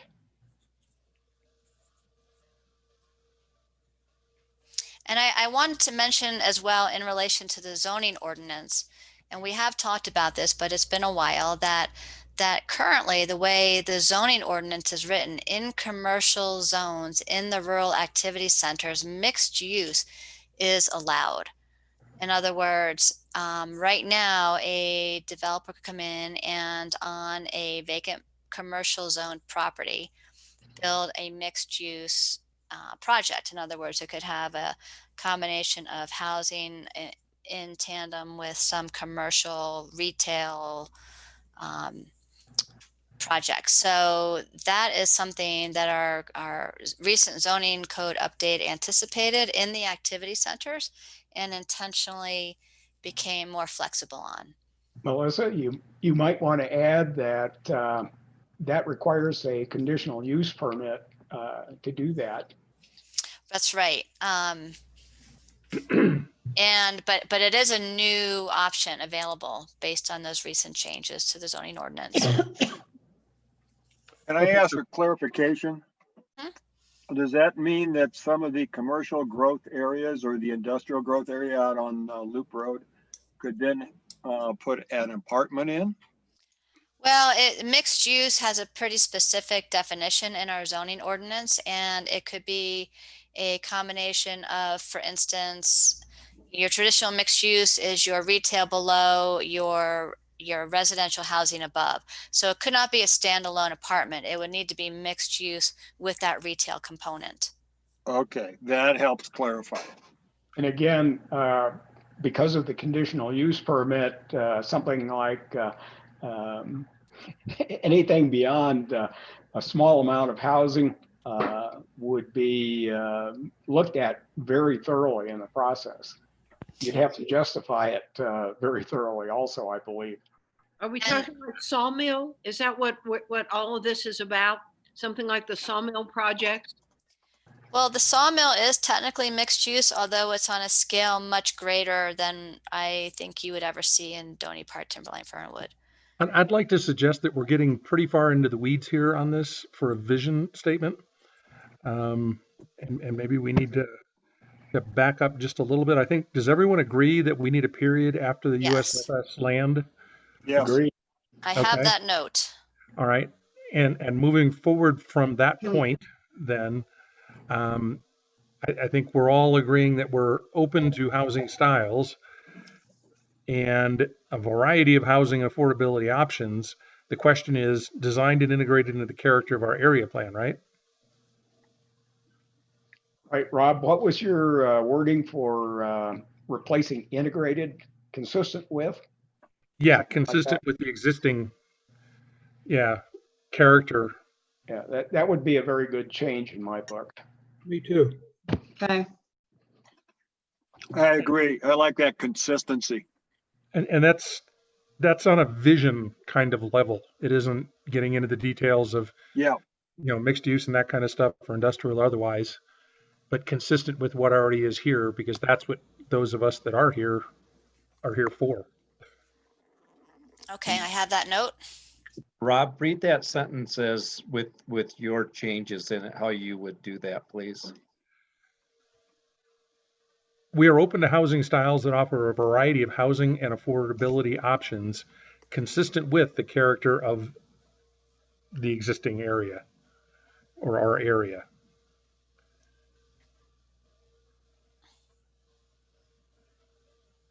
Oh, and get rid of designed and integrated. Okay. By doing that, designed and integrated with consistent with the existing. Mm-hmm. Okay, by doing that, that takes care of the commercial option because of the commercial growth and the industrial out on Loop Road. That area is already zoned for that. So that statement would continue that as the commercial area. And I think that would take care of what I had suggested earlier, that if we do it a different way, we're going to tie their hands on that commercial growth. Your statement does not tie their hands on that. Yeah, Okay. That also takes care of how you look at a use permit when you've got mixed use. That would tell you you don't want the hub next to Mountain View Market out there. Exactly. Okay. Okay, thank you. Would you Then like to why move did on? I buy all that land then, John? That's what I was going to do out there. And does anyone have any issues with that last sentence then, the commercial growth ... No. Okay, then Melissa, we can go ahead and move on to the next one. All right, the next one is transportation, and I'll let you read this.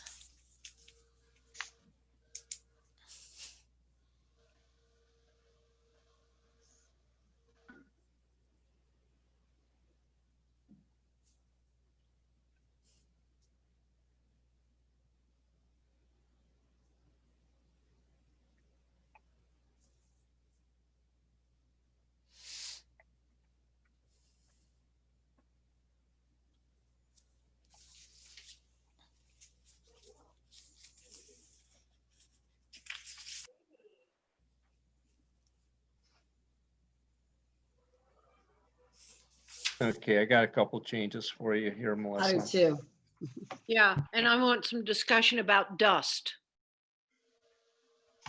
Listening. Okay. Jim, why don't you go ahead and start? Okay, signage, lights, and other structures provide motorists warnings in key wildlife crossing areas on Highway 89. What is lights and other structures? Well, if you remember, we heard from ADOT during their presentation that they are looking at some of those, I think they're movement activated warning lights. Right, they have them up outside of Payson. Right, so it may not be feasible or may not be something that they have funding for, but they are doing a study in terms of where the collision points are on 89. So, we heard that. That's been a little while since we heard their presentation, but they were doing a study and looking at where some of those key collision points were. And the idea here was to use that and encourage them to put up those warning lights. Okay, and what are the other structures that? Well, there are wildlife crossings, and the chances of that Right. happening here are probably minimal, but that was the idea. That could be Okay. easily struck. Okay. Fencing would be another. Fencing, Yeah. that's right. Okay. We can be more specific or just leave it open for. That's fine. We can leave it open. I wanted to be clarified, get some clarification on that. Also, Sorry, somebody else is trying to chime in here. I couldn't Yeah, hear just before we leave, this is Dave, just before you leave that, you might change that to other treatments. Other treatments, okay. Thanks. okay. And speed limits are enforced through partnerships with the Arizona Highway Patrol and Coconino County Sheriff. The only ADOT enforcement thank that you. is Good point. Thank you. the only ADOT enforcement that is out there is ADOT has a truck enforcement division now that works with the Highway Patrol truck enforcement. They're recognized by Highway Patrol, and that's a completely different side of the agency. So good point, Jim. Thank you. That is my question, if I can interject on that, is that a necessary sentence? We have heard some of the initial issues that were raised when we were brainstorming with the committee is that speed on 89 is an issue. Not just on 89, speed in general a lot of Yes, other local yeah. communities. True. But And it's, I'm yeah, sorry, I'm Brian, go thinking ahead. that's a pretty obvious, I'm wondering if that's part of a vision or if that's a clarification statement. I don't see that as vision myself. I think it's a clarification statement, yes, and I think it belongs in the vision.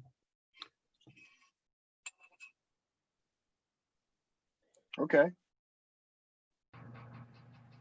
And another thing that a lot of people do not recognize is that actually City of Flagstaff, NAU Police Department, and some of the Navajo Tribal Authority officers also have jurisdiction on that 89 corridor to write tickets.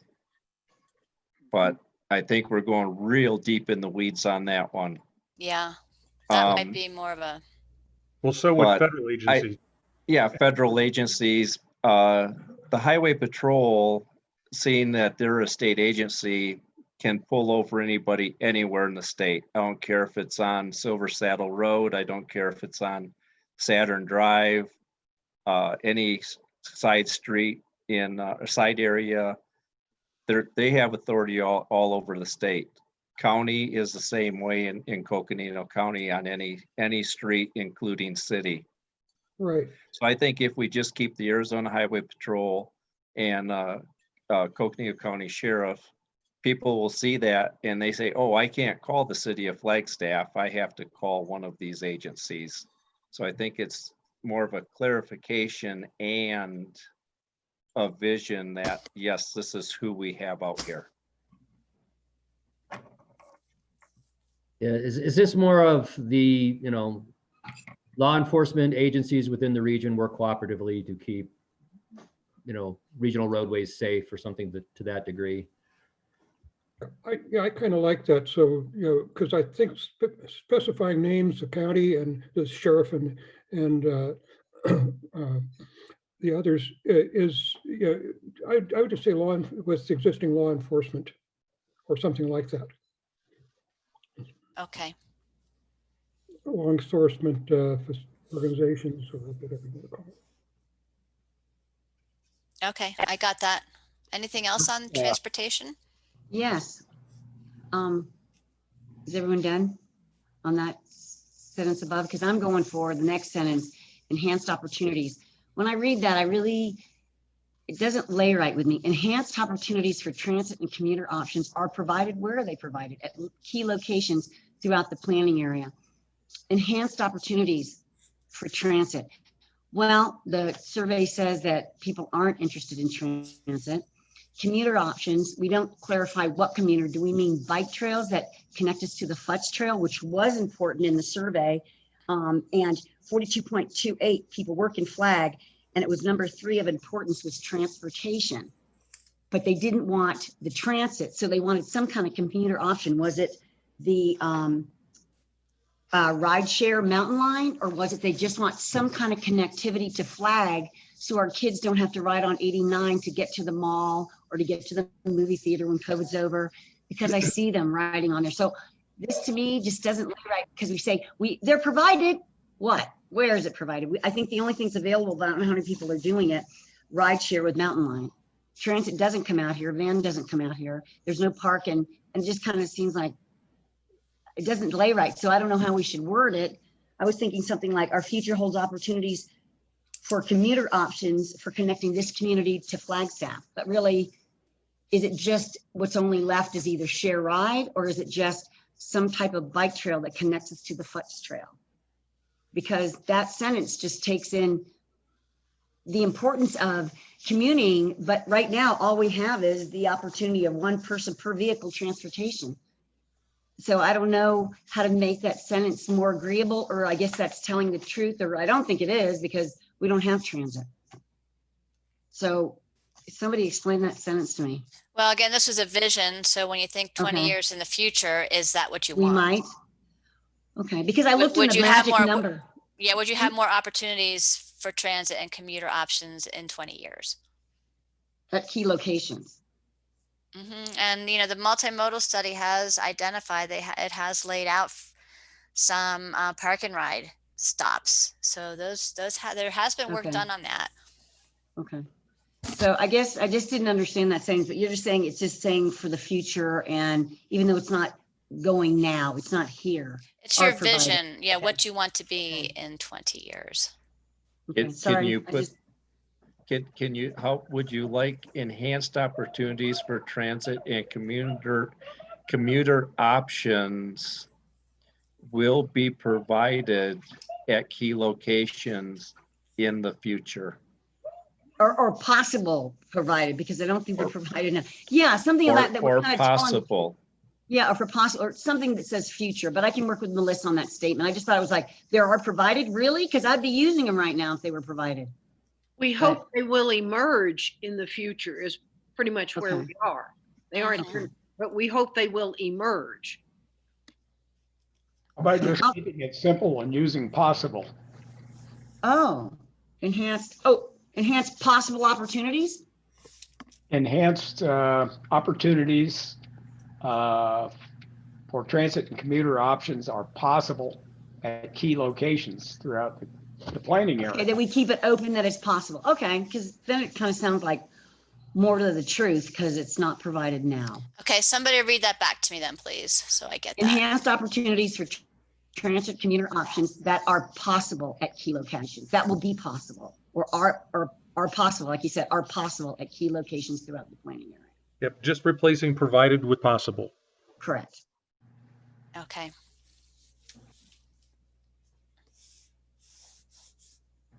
And who wants to talk about dust? Harriet, good luck with that. If it's a I private know. road, you can't do anything about it. Just, No, wear a it's, mask. you know where it is. The windstorm we had last Sunday or Sunday before last, and Right. that stuff that blows. It's across 89 from me, Waukee Road, and it's behind Timberline, and it is like a dust storm. But this is partly because of the burn, if I understand it correctly, but it's also because some people go out there and plow under their native grasses every Exactly. and we have noticed that across the road because the wind blows west to east sometimes, and those clouds of dust come blowing over, and it's really frightening. I have terrible allergies, and it exacerbates them, and I'm even more ill-tempered than I am normally. But I don't think you can do anything because it's private property. People put animals on there, and they eat up all the natural grasses, and that's just the way it is. This is a vision, right? This is a vision that people with animals understand. There are ways to keep their animals from trampling up, everything into dust. But do they do that? Yeah, there you go. Well, part of the problem is that when they got done farming the area, they did not reconstitute the land with a hardy pasture grass. Right. And so what you've got is depleted soils that will not grow any type of a really good pasture grass without a lot of treatment. And with our droughts, it's just not going to happen. Well, to aim on that about the grass and pasture grasses, I have Bouteloupes gracias, grandma, all over my yard. And my 10 acres used to be a bean field. And we have just let it rest. And beautiful grandma has just come back in, but people won't let their land rest. They don't even know what grasses are in their land. And they put pesticides on it, or let the animals eat all of it, because I have a neighbor that does that. So they don't move them. But my land has been naked and rested, and it's all coming back in. And it's all native. I mean, it's all native grasses. So mine is the same. I've got 10 acres. I've let go fallow, and yes, in a year it comes right back. We used to have gardening classes out here in the boondocks. And I can remember when we first came here, we pulled weeds along 89. Yes. I think we resuscitate that with the master class gardeners, is bring them out here. But the stuff I'm really talking about, the worst was it was blow off, I don't know what to call it, from the fires up the mountain. And nothing had gone back, but it was dangerous. It sounds to me like we could address a lot of the concerns you guys are talking about here if that last sentence was expanded to beyond unpaved rural roads and to private property. Yes. So, that would include both the unpaved rural roads and private property. Yeah. So there were two sentences here. One And was private property. focused on county maintained unpaved rural roads are routinely fine. and then the That's second one was about the private unpaved rural roads because the county doesn't have any authority on those. Right, but we could add in here, even though it isn't specifically transportation related, Mhm. because dust could be a transportation hazard, I guess. And if you were here 2 Sundays ago, you would say it was. Yes. Yes. Then just changing that to just eliminating the unpaved rural roads and saying private property, or adding private property to it would be helpful, I think. Yeah. Yeah. Everyone agree? Yep. Yes. Okay, Yeah. and there was a comment that I had as far as snow removal on private roads, and should maintenance include a statement about snow removal on private roads? Not in a Private visual road. statement. No, Why, can't touch the why, private roads. I don't think that you can make that statement personally. why are we talking about land, private land on the transportation statement? Right. We shouldn't even be talking about people plowing their land because that's not part of the transportation statement. Right. This is But I your think he was- transportation vision. And our other conflict will be that I think all the zoning is agricultural residential. And once you have agricultural in there, you're going to have plowing. Be it right or not right. There's going to be a health issue. I'm just saying there is a health issue, and it ought to be Agreed. at least abated or recognized. I don't know what you say, but somehow people can't be just allowed to think they can do any old thing regardless of its repercussions. It's not really rural anymore. It's not really 100 acres where you can do what you want. It's 10 acres and there are a lot of other people around, and there ought to be some kind of ability to distinguish when you're causing damage somewhere else. You try to abate it on your own property. But does this conversation belong in the area plan? Or is it some other place to go? I like the sentence. I could also, I'm not sure I would say understood to be the responsibility instead of just is the responsibility of property owners, but and we get off into the other. I have a question, and because there is another category, under the community characters and values, and that doesn't really fit there, but I heard some discussion on health impacts from dust. And does this speak more back to the open space, natural resources and environment section? No. Because I hear two things. One is maintenance of unpaved private roads. And then the other thing I'm hearing is, how people either how they use their land, and if it's plowed or if it's the weeds are all controlled or the grasses are not allowed to grow. That's another issue. That's not a transportation issue. That's more of a natural resource issue. I would suggest that that issue is something that would belong in the land use category. It's not a matter of, it doesn't belong in transportation when you start talking about dust control on privately owned property.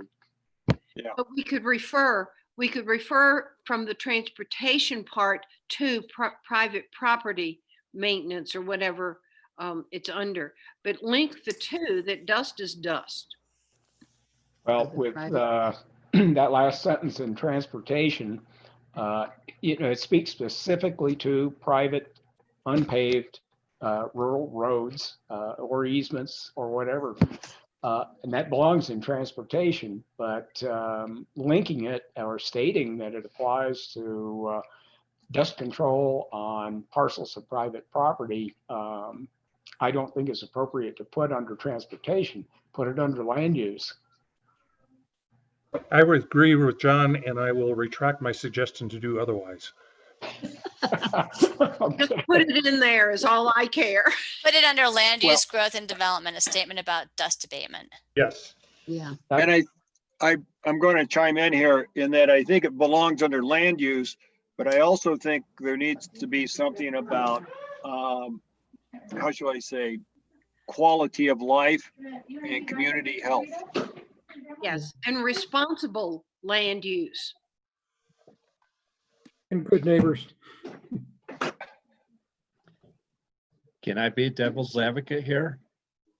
Are you telling me that I cannot have my garden? No, I don't think that's what we're trying to say. no, I'm sorry, when the wind blows, my garden will put off dust. and I'll complain, but no, it won't That, be that bad. well, I'm sorry, but if I have a 5-acre parcel and I want to put in a 1-acre garden, Yeah. and the wind blows, I'm going to get some dust off of it and somebody's going to complain. So now I have to take my garden out. I'm No, just being a devil's advocate. I understand where you're coming from. and you understand Okay. the size of what I'm talking about. It's a whole mountain that's blowing up there. It's not somebody's parcel. And we can't do nothing about Mother Nature. I've tried to tell her to shut the wind off a little bit because it's blowing a lot of my stuff around in my yard from my neighbor, and she never listens to me. Well, So, we so have responsible land management.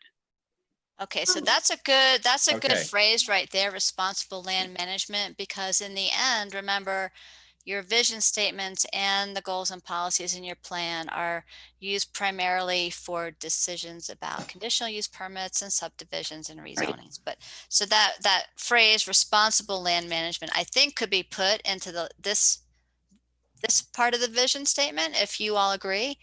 And that might then cover the dust issue, because there's, the dust issue, we're really, this area plan can only address that so far. We can put in suggestions on how and bring it up as an issue for the community. But in effect, when this plan is really utilized, it can be on a project by project basis. And hopefully the community then will be reading this and looking at ways to mitigate dust. And we can certainly, as I said, put some suggestions in there, but it's not a separate program that we're going to be able to implement outside of those other projects. Just keep in mind, it's aspirational, of course. It's in a vision statement. And one other thing, when we do a lot of work Planning and Zoning Commission, we do a lot about weed control, which is part and parcel of responsible land use. That's right. Good Although, point, John. it's pretty difficult here in Arizona to do anything about dust, but nevertheless, some of the things that we put in zoning change requirements and in conditional use permits are the kind of things that can address that issue in the future. It may be somewhat limited, but nevertheless, it's something we can still do. John, in home associations and subdivisions, do they have something about what you can do on your land? Like if you had a subdivision, and do they have home associations? I don't have one in my neighborhood, but I mean, these subdivisions, do they have that? And do they ever address that? Can you put that in? Some things, it all depends on how the homeowners association writes their bylaws. Okay, so it could be in there. But there's more than that. Weed control can cover a lot of territory, and disturbed ground. In a lot of cases, the applicant is required to reseed it with native grasses and plants.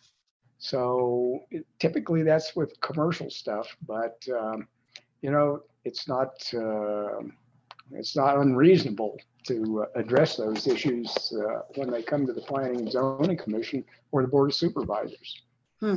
Thank you.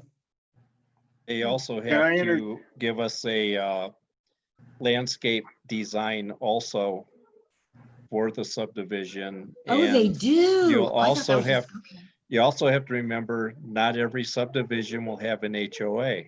Right. That's my question. Okay. It's not required. It's not, we don't have a requirement for HOAs. That's up to the developer if they're going to do an HOA.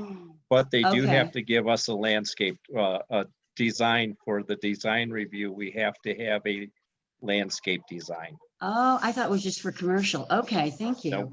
Wow. Okay, I think. Let me come back to the draft vision again for land use. Yep. What would you all think of in adding to the very first sentence? It says our area plan supports land growth that maintains a rural lifestyle and character, including responsible land management. Ooh, Perfect. yes. Good job, Brinus. I would suggest rather than manage, muted. simply Yes, land use. I'm sorry, John, I didn't hear that. I would suggest rather than land management, that has a negative implication. How about just land use? Responsible land use. I'm open to that. Okay, sounds good, Brian. Thank you. Harriet, would that help here?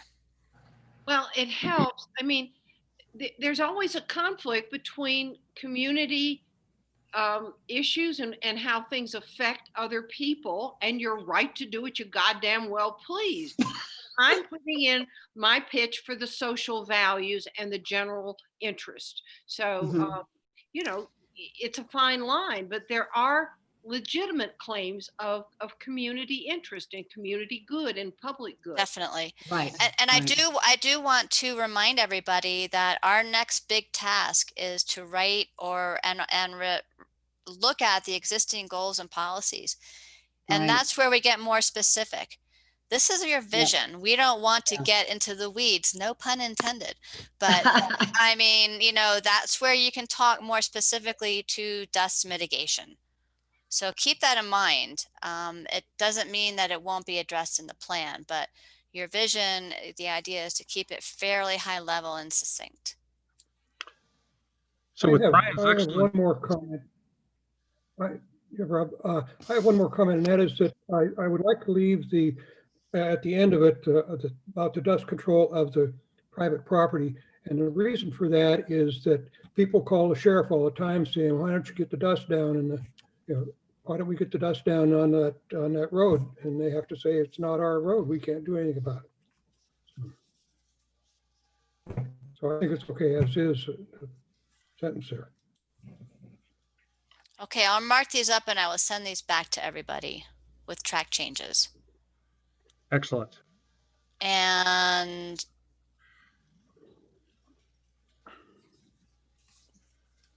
any other thoughts or comments on transportation?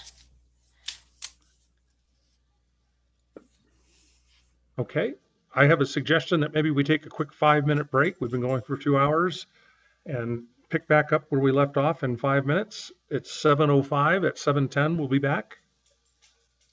Sounds good. Thank you. Thank you very much. See you guys in a few.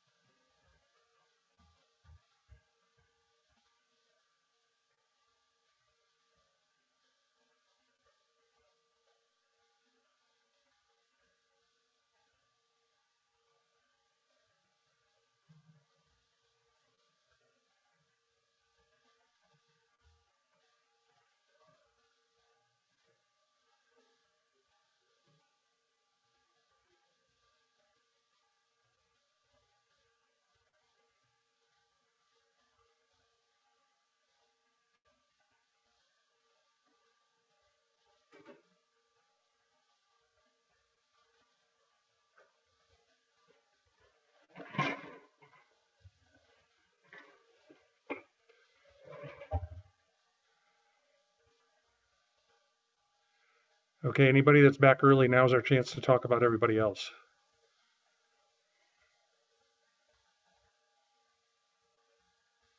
Or not. I would, but I'm eating dinner. Rob, it's Jay. I'm here. Good evening, Jay. Welcome. Good evening, Rob. I appreciate it.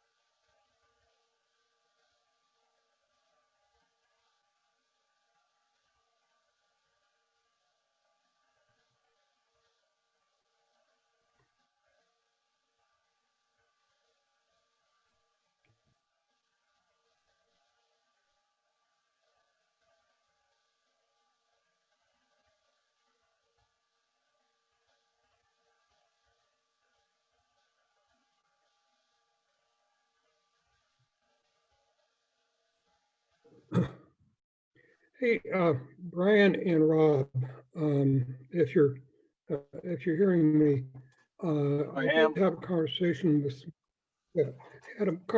with Melissa earlier. This Judicial Governors Commission is for the next 30 days or so is going to be just everything. We have a rather we have an expression for it, but I won't say it's something to the wall. Because it is going to be extremely time consuming. I will be glad to participate as I can, but I can't take on a large load on those two items. They're the public safety and water treatment resources. Understand completely, Dave, and appreciate all your activities in so many different areas.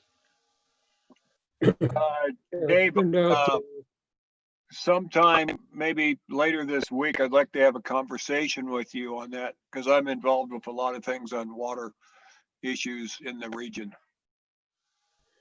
Yeah, sure. It's I'm glad to talk with people and so on. It's just I commit to a task that's going to take me several days or something to do. So. Okay. All right, it is 7:10, so we're going to restart our meeting here. I hope everyone is back. Melissa, are you there? We can't go anywhere without Melissa. Yeah, I'm here. I'm sorry, I was muted. Excellent. So next on our agenda then is our goals and policy review. Dave, we heard from you about your commitments here and perhaps limited access or availability. Melissa, you want to take this on? Yeah. So thanks to everyone who responded here. Is my screen displaying? Yes, it is. Okay. So these are the different chapters and how, a proposal on how to organize the chapters and then the goals and policies that would be nested within each. So these are the different committee members who offered their review on these different chapters. So Okay, so those of you that are here this evening and whose name doesn't appear on this list, This is your opportunity. Melissa won't publicly shame you, but I might. We need your help and your commitment to this process. On the other hand, we're very grateful for those of you that have offered help. So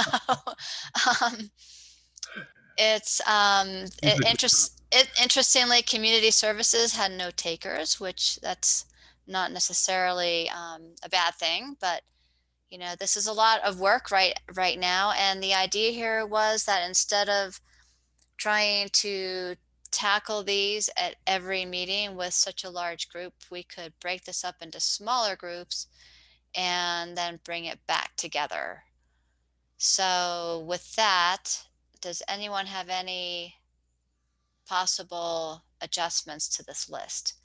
What we'll do then is I've started to organize the existing goals and policies from the 2001 plan. So that's our jumping point, is to look at those, think about all the things we've heard about, the presentations, all the informational and educational pieces, plus the survey that we've learned about, and start putting it together, putting the pieces together and getting down to the nuts and bolts of the plan, which are the goals and policies. And so I'll put out documents to each of these subgroups specific to those chapters with some suggestions, not deleting or not, changing, and it will probably making some track changes on the 2001, but everything will be clear and transparent as to what the suggested changes are. And Melissa, do you have an estimated time frame for this work to be completed? Well, my feeling is with the holidays, my hope would be that we could get this work done by the end of January. This is already mid-November. That would be moving pretty fast. There'll be a lot of meetings. Obviously, they would be staggered, so because multiple people have offered time for multiple chapters. But, ideally, we would have one, maybe 2 meetings per, and then move forward and come back with the larger group. So this would be in place of a larger meeting in December, for instance. Melissa? Hi. It's Harriet. Hi, Harriet. Nobody else wants to do, since I'm in politics anyhow, I could move to community services. Okay. And then you could tell me what that would entail, what we want and what we have. Okay. So for community services, it would be issues like water, parks and recreation. Yeah. Actually, no, parks and recreation was nested with natural environment, open space, but it would certainly be the water. There is no wastewater system out there, but we would speak to wastewater in terms of, that kind of thing. Okay. Schools. Okay. Pardon me? Schools. Mm-hmm. Policing, safety. Well, we do have public safety as a separate category. Okay, that's good. That's a big hunk. Mm-hmm. Health. Yes. Environmental. That could. I mean, there's obviously crossover between a lot of these, and what we've done in other area plans is where there are policies, for instance, that fall under 2 chapters, we can cross-reference. Okay, good. No, move me. Harriet, can you stay in the one you're in, because you're good for community character? Can't you do both? I'm doing a couple. Can't you do 2? Right. Well, then you join me. Well, I would, but I'm on 4 of them already. Once we get my name, nobody take my name off. You're gonna have to prioritize. Well, I'm gonna, once people sign up, I'm gonna move, because I'm on 4. I don't want to do 4, but nobody signed up, so. Well, this is how it ended up, Liz. So this is how it ended up. You can see the screen, right? Right. Yeah, that's what I'm saying. So a lot of people didn't. So they got to fess up, show up, and do something more. And then some of us have gone on all the committees. Harriet, take 2. Harriet, just take 2. You can do it. Harriet is already doing something else that I'll tell you about. Which all right. We're moving Harriet to community services. But you're so good at character, Harriet, for God's sakes, and culture and history. I wouldn't say. Oh, for Pete's sake. Anyhow, go ahead. All right. So, Melissa, you expect to have the initial draft documents of these out for Give me a We're- couple weeks, really. Yeah, give me a couple weeks, and we've got a lot to do here with getting the survey wrapped up, Right. a few other projects outside of this area plan, and yeah, give me a couple weeks to get this back to you, and then I'll put out there some proposed dates. We'll use a doodle poll, okay? We'll use doodle to get that scheduled. Okay, and the reason I asked that is because I think one part of this that is still missing, or one piece of the public input here, is our last agenda item here today. And I'm not sure how much of this work, and certainly none of it can be finalized until we've done Right. our additional public outreach. Right, and what we've done in previous area plans is we've done the draft goals and the draft vision, held an open house, gotten feedback on that. So really, we could probably focus a lot of this on goals initially and then continue to work on policies because, for instance, with Belmont, then our second open house was where we rolled out the specific policies that were tied to the goals. So remember, you've got a goal, and then under the goal are policies, how to address the goal. And then we've got implementation. So implementation can actually be one of those categories that waits to the end. So this will be a phased approach where we start, each of these committees starts with reevaluating and editing as necessary the goals. Then we'll hold the public input periods. And then we'll draft from there the more detailed steps. That's right. That's my suggestion. All right. That works for me. It will be helpful to, to review because there's so much in the current area plan. So to review the existing policies tied to different goals, it will help inform how to expand or change or modify the existing goals or to figure out what new ones to add. Yes, somebody else had a question. Well, Melissa, this is Brian. My suggestion is that we send out another notice to everybody that's on the committee, asking that they sign up for a couple of different chapters. Okay. Or at least the ones that haven't signed up already. Yes, yes. Threaten that we will assign them ourselves. We'll put them on committees. And I know that, a lot of people, have jobs, and I mean, this is my job, so it's easy for me to jump, be deep into it. But other people with full-time jobs, this is work, so I understand. But yes, I'll put out another email. Okay, I heard a motion from Harriet that we assign things for the people that aren't here tonight. Is that? Absolutely. Always pick on the ones who don't show up. Just kidding. Let's move on. Me well, too. That's how I got to be co-chair. You didn't come. That's right. You weren't there. That's right.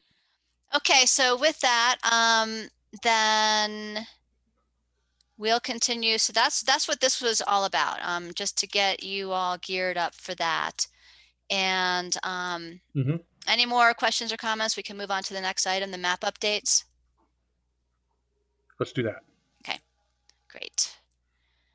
So I wanted to talk about this briefly because I know I've got some emails back from Harriet wanting to understand, what color coding, if we could have a color coded map that shows residential, commercial, industrial, vacant parcels, where the Forest Service land is.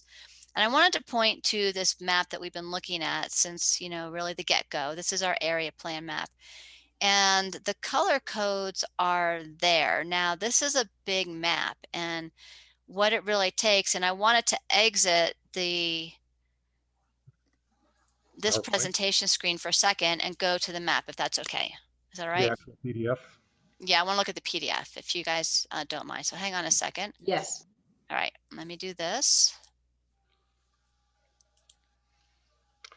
Okay. So this is that PDF. This is that map blown up. Did it display? Yes. Okay.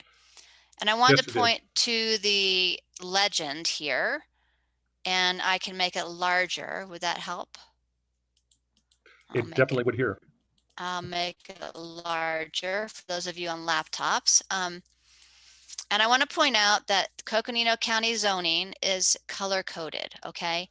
And this is not just county zoning, but this is, you know, typical coloring for land use planning purposes. So residential is generally shown in a shade of yellow. Okay, and in this case, the darker the yellow, the more intense the zone. All right. Commercial, and this is again a standard, is generally shown as red. Industrial is shown as gray. Open space is green. Manufactured home park. So we've got the color coding here by zoning. On this map, vacant parcels were outlined in black. Okay. We have land ownership shown in these different colors, but what really matters by way of land ownership are the national monuments and the Forest Service. And on this map, the Coconino National Forest is green with this kind of hatching overlaid on it. So if I go back up here and we zoom in and we start to look at some details, you can see here this green area with the hatching. This is Coconino National Forest. Over here, this yellow with the hatching is also national forest with underlying residential zoning. We've talked about this. Remember, a fair amount of the Forest Service land has residential zoning already assigned to it, even though it's still Forest Service land. These parcels here are vacant residential zones. These are, I believe, general residential, 10-acre minimum. Up here, you'll see a rural activity center with the commercial zoning in the middle, and then there are some vacant parcels outlined there. Over here, if we cruise on over to Loop,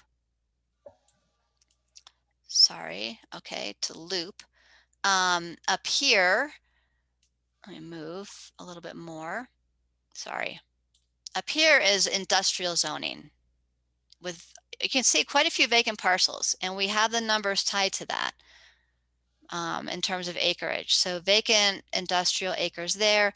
This hatching is, I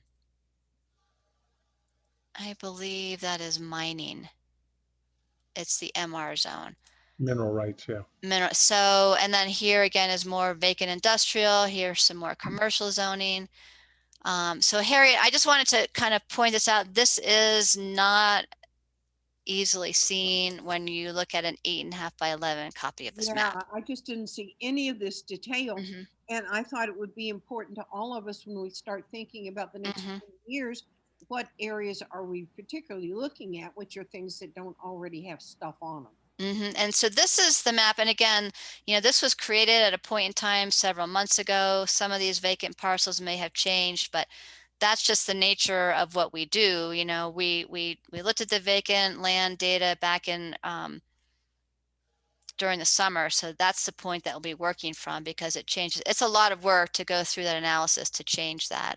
So we're going to just have to use those numbers, recognizing that it might have changed a bit. I also wanted to show you that this map is available. I'm going to stop the share and do another new share on our story map. And Melissa, while you're doing that, perhaps I could comment on the legend. The Sure. legend makes sense to you as a planner and to the folks in the community development arena. It makes sense to most of us on this commission who are now familiar with some of those codes. As we get into more public comment periods, I think it's important to add some meat to that legend so that people better understand what it is they're looking at.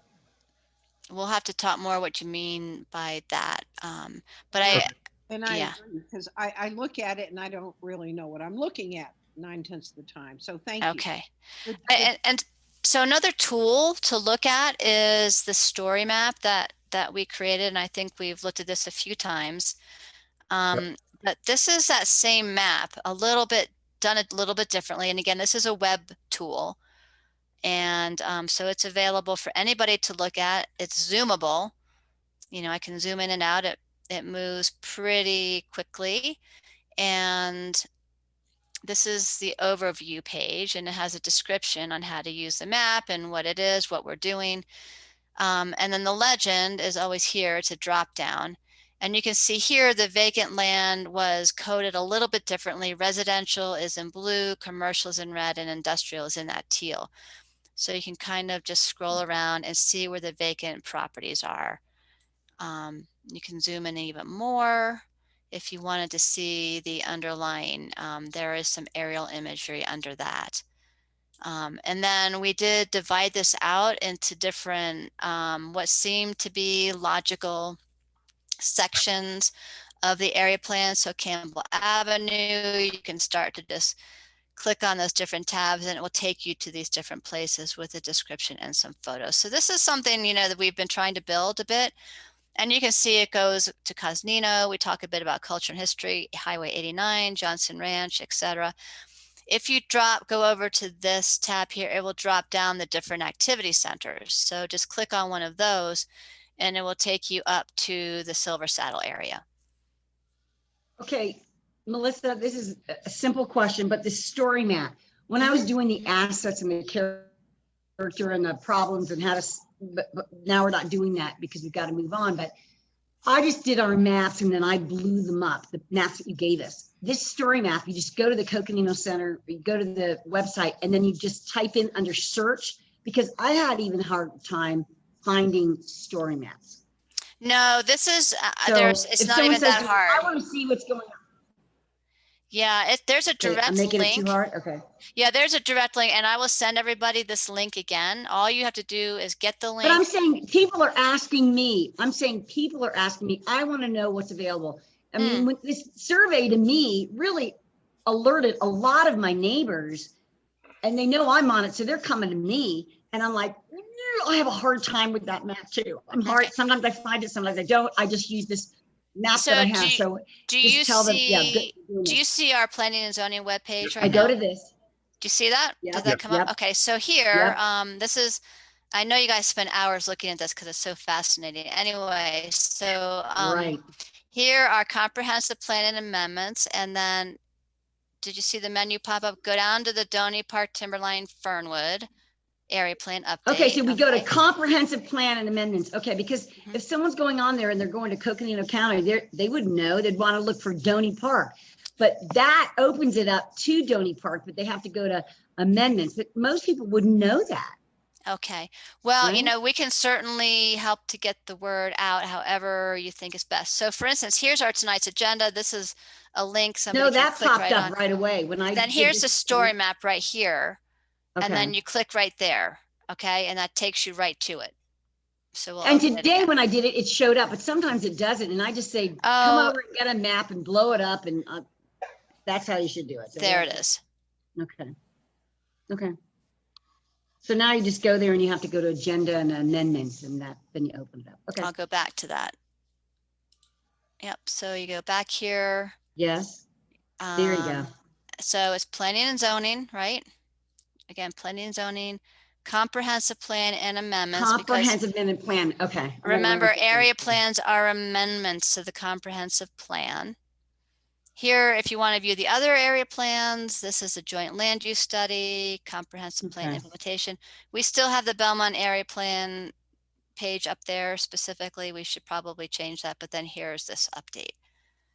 Plan and amendments. Okay. So the story map, you know, this is public tool. We want people to use this. This is something that our GIS department worked hard to put together for everybody, and it's editable. Yeah, and I want them to use it because this survey has opened so many people that know me to call me or come to my house and say, help me, because I can't see what's even available to buy or what's anyway. So now I know they just have to go to comprehensive plan and amendments. And so when you're in this map view, just so you know, all you do is just use your cursor and roll your scroll bar and it will zoom you in. Okay. Or you could use this plus and the minus. If you click on home, then it takes you back to the original view. Yep. So you can't break this. Right. And yes, and I know that I need to update it with many more beautiful photos. So I just wanted to make sure that everybody remembers. Yes, and you know what? I want you to put that out to all the members. You know, Melissa, really put that out to all the members, and maybe they're hearing at night.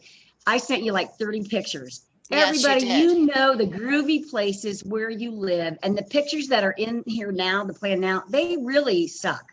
And so it's just like, you know, homes, who cares? show those beautiful places we all go to, where we bird watch, or we hike, or we run our dogs, or we do our horses, because that's what Doney is. And Timberline and Fernwood, it's not these just houses. And that's what I see when I look at this. Okay, oh, this solar thing, that's great, it's innovative, but does that inspire? Well, that does inspire me to see solar because I live in a solar house. But I mean, our secret places, and if you don't want to share them, don't. But at least you can put them there, put the pictures out there to make us that. I don't know, because that's why we live here. We know all those little secret special places. Anyway, that's the end of my soapbox. Sorry. Well, so this is your tool. You know, this is out there for everybody to look at to help really get a sense for, you know, the zoning by color coding. And I just wanted to see, Harriet, if this will help with what you were requesting. Hey, Melissa, I have a suggestion here. We've seen this a number of different times, and we've seen you move through it and you know, show us important data that it has available to display. And yet we still have some challenges using it ourselves, and we want the general public to be able to use it also. Would it be possible for you to do a 5-minute or so kind of a demo video on this that could be on that same website link, so that people would know how to use it? Because, you know, clicking on it is one thing, and seeing it, but knowing how to use it so you can get meaningful data back from it is a whole different thing. You want me to do a video? A 101 level user video. Jess said you have lots of spare time. I'm sure it's not a problem. Jess McNeely told you that. Okay, well then I'll do it. You know what? I told Melissa she needs to advertise for an assistant, because Liz Archuleta has assistants and a secretary, and she gets out there and communicates. So I think You know she who needs would to love to advertise. do this is an NAU graduate student in urban Yes. studies. They would do this for a project. They'd get all sorts of credit. And You need an intern. yeah, no, Well, any graduate student has to write papers, endless papers. So this would be a topic for them. They Yes. can do this All right. and teach us. All right, we'll talk about All that. Yeah, well, that's a great idea. And just so you know, we have put in a request for more interns. Yeah. Good. We get, yeah. All right. Okay, I'm going to stop the share and go back to the presentation. Okay. All right, let's see. Okay, so I just wanted to talk about that, because this map that we've been looking at, when you look at the PDF and you zoom in, you see what we just saw. And I think that that does speak to some of what Harriet was needing to see, are the color codes and the better description of Yeah, the I land guess uses. And yeah, I wanted something that was just really simple. okay. This is privately owned land, undeveloped, residential and commercial, because I think that tells us where things are going. And I'm still looking at a lot of yellow and a couple of red lines. So I don't know how to use this yet, but I'll try. Okay, and I'll see what we can do to make to simplify something to make it easier to understand. And when this is blown up in a big size, then it's actually quite easy to read, but I hear what you're saying. But I did want to talk about some other maps that our GIS department is working on, and one of those is public safety and services. And this is a very simple map. And again, because the planning area is so large, this is going to be hard to see on your small screens. But what this map shows, it shows a few basic things. It shows the area plan boundary. The blue line is the Doney Park water service area. Okay. So the blue line is the Doney Park water service area. This bluish gray rectangle here is the Coconino County Flood Control District. It's that large basin right there. Of wasted land. That's what that is. So that's owned by the Flood Control District, and we put it in the Public Safety and Services map. This also shows the fire departments. It shows the school and High Country Humane. Is there anything missing?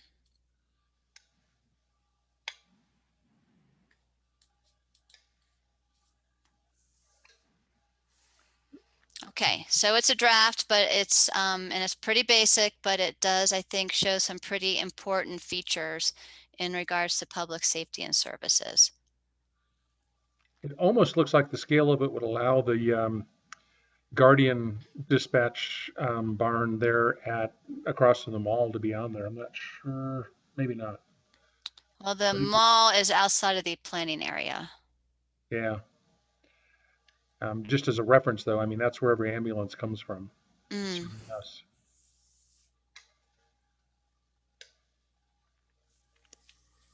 Okay.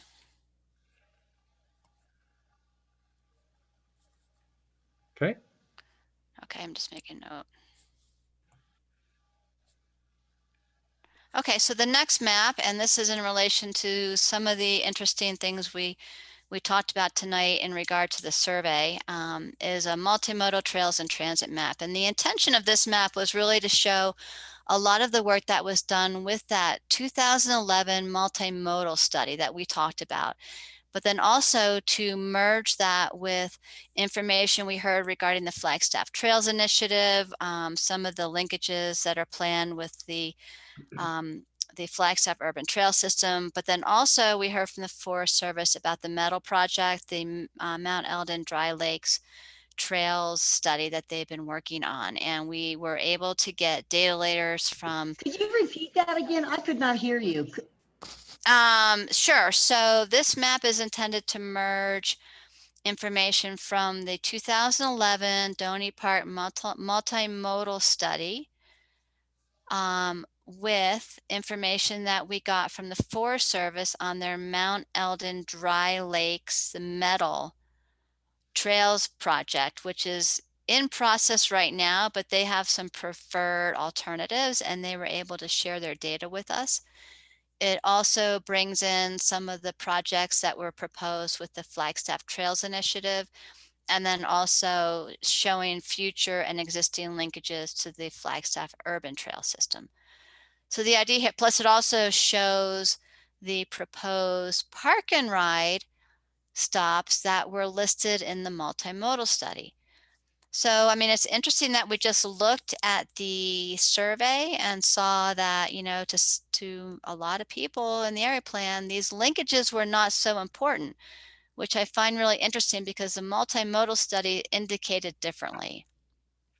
When they did the work on that study, if I recall correctly, you know, the people that they communicated with felt that having linkages was important, and that's why that study. But it was a small percentage, because I was part of that, Melissa. It was a small percentage because most people just want to get in their car and drive. But the people that did take that survey, okay, really emphasized it was important because they don't want to, yeah. And I just emphasize it for kids because they're going there. I see them on the highway. They're going to the mall and the movies. So that's what the idea was behind this map, was to take that multimodal study, update it, because, you know, the projects in there, some have been completed, some are in the near future pipeline. And so get that data updated plus merge it so you can start to see the relationship between that plus the trails linkages from these other efforts. Melissa, one more thing I want to say. I just had a brainstorm. Was the reason why the multimodal with the Flagstaff was that was the younger generation that we've talked about that aren't being reached out. Our medium is 65. And how many people that did this survey were older and they don't ride their bikes to town, or they don't commute, or they don't do it. And so this is critical because this from the multimodal from the flag trails caught that audience and they said, yeah, we want it. We just didn't catch them in this one. And maybe it's because the way they did it, and half of these surveys were done before COVID. But I think they're still busy back then, because I'm thinking, were the younger people, you know, younger than 60, they're raising families, doing family stuff, doing kids stuff, and they just didn't have time to do the service because it was only out for a month. But this trails one was out for longer than a month. I know that because so many people extended it. And it reached that group of young people that we, for some reason, did not attract their attention. And that's what we have to address. And maybe what Dave said, that we're going to do this normancy survey, but you know what I say about statistics, lies, and damn statistics. Because I took statistics, and you can say a lot with numbers, whatever you want. But anyway, I think this is beautiful that you brought the two comparison, because this did capture people, and it was not people 60. Okay, that's all I'm gonna say. Okay. So I just wanted to put these out there to you. These are the maps that are available right now to look at, and they do need some refinements. We've got to work with our transportation department on getting their segments updated. Just going to go back a couple slides, because there could be a whole separate map just on the circulation system, which would be updating the roads map that's in the current area plan. And there's a question here we're not going to answer tonight, but there is a question and an opportunity if this area plan wants to have a future land use map. And that's just something to think about. I realize that it's we probably need to move on. It's 7:42, but that is something to think about for the future. We did it with Belmont, and it was based on existing zoning. Yeah, and that's kind of what I was looking at toward when I wanted color distinctions between free land and not free land, meaning private land or public or commercial land that's not being utilized. All right. All right, thank you. So we'll move on. And then the next agenda item would be to talk about the schedule. And so we talked earlier about, I mean, you all have worked quite a lot on the vision. I'll get it modified and again back out to you based on tonight's comments. And then we'll start our smaller group review of the goals and policies. So actually that should probably be November, December, and with the holidays, my guess is it's going to go into January. But we've done the survey. We need to then focus on the open houses and how we're going to roll those out. Which is really part of the next agenda item too. So unless anybody has any questions about the schedule, I'd like to get talking about the community outreach. Okay, let me. For our last few minutes here. There you go. So unfortunately, COVID thrust itself upon our efforts here and has had severe, in my opinion, consequences on what we're going to be doing here in the next several weeks, months timeframe. We've had a number of people over the last couple of weeks talk about the fact that they were unaware of the survey and felt that created some challenges for them not being able to participate in this community event that we all want their participation in. And our open house concept that would normally be used in this circumstance is probably not technically legal. And I have some serious concerns about folks that may not be Zoom friendly or online or otherwise, and value their opinions just as much as everyone else's in this community. And I think we're going to face some real challenges on trying to reach out to them and make sure they're included in, or their inputs are included in our work. So if anyone has any thoughts along those ideas, I'd like to hear those tonight. I'm not real happy with the alternatives that we are currently being presented with as far as the public input during this open house and public review time frame. Rob, I really appreciate your bringing this up, and I agree with a lot that you have to say.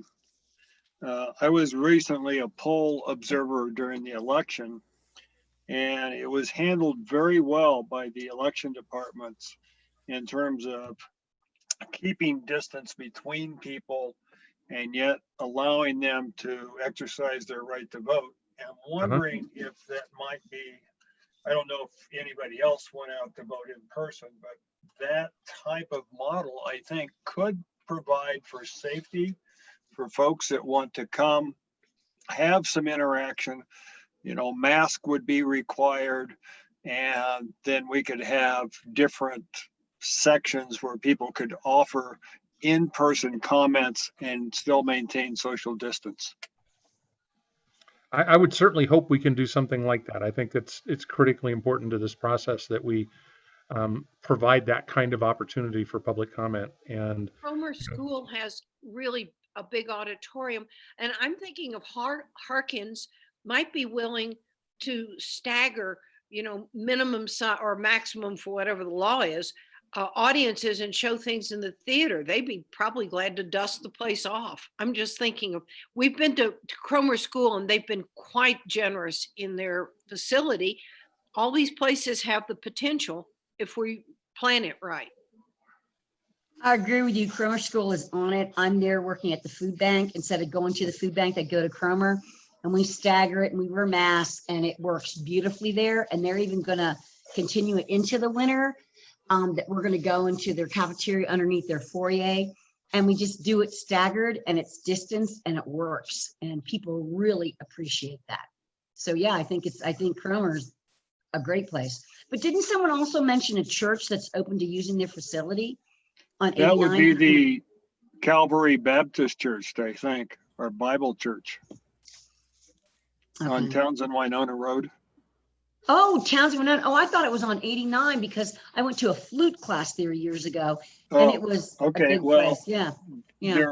There is a church on 89 also, but I was at both Cromer and Calvary Bible Church For voting. Okay. And it worked very well. Yes. Mm-hmm. So I think as a committee, is it fair to us to say that we would like to ask Melissa or the county, whomever it is, to explore options that will allow actual in-person, recognizing smaller group sizes, open house type events?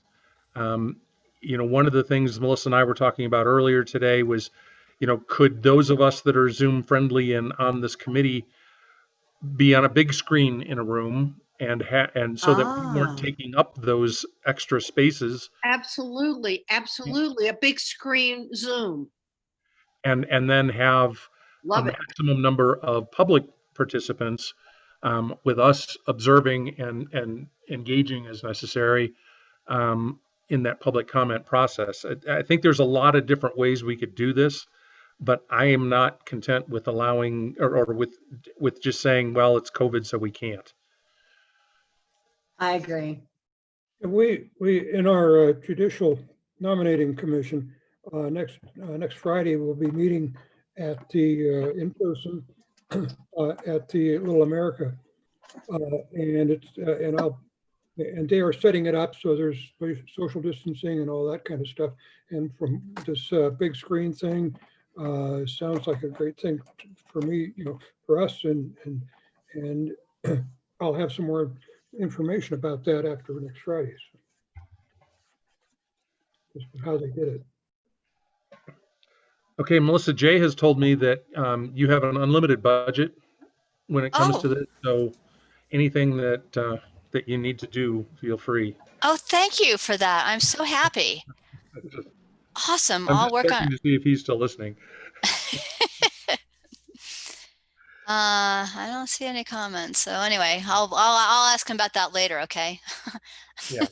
Melissa, one option might include having different tables, and I know that the county elections department has those plastic screens that you can put between people so that you can have an interactive conversation that provides a little bit more protection for both parties. Oh, that's good to know. Thanks. I'm imagining they would. Good. I don't know. You could contact Patty Hansen or somebody. Yeah, no, we can definitely work with them to see what equipment they would have available. Hopefully they won't need those for another 2 years. Mm-hmm. Hopefully.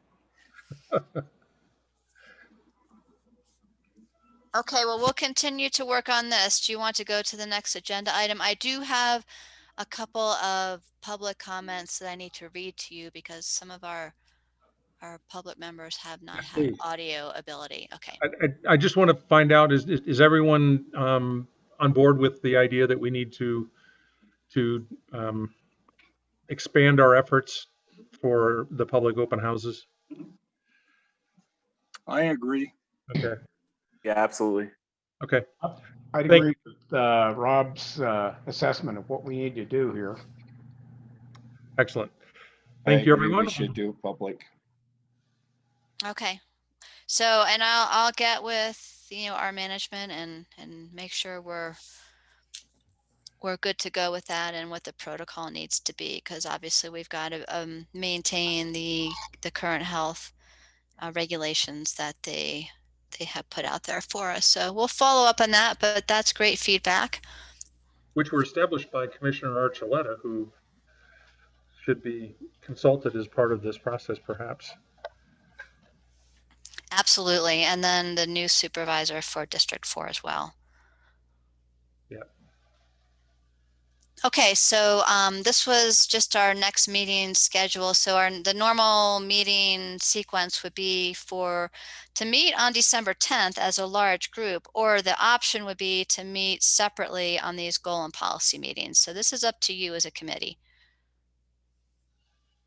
So Melissa, did you anticipate each of these smaller chapter committees to meet via Zoom with county staff support and that That's kind of right. thing? That's right. Is that necessary?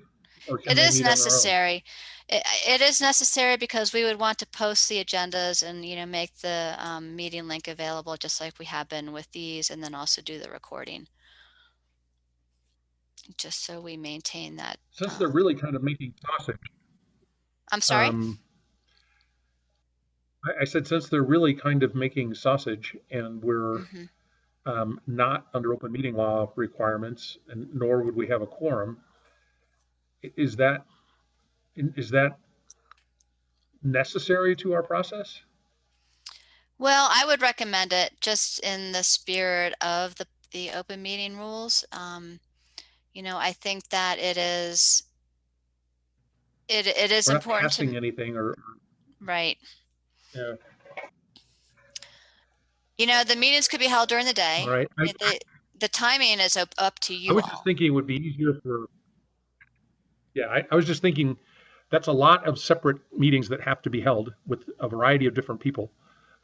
It's going to be a huge demand on your time, and it might be easier to allow the people that have volunteered to be on those committees to meet amongst themselves however they see fit, right, to get this done as quickly and efficiently as possible.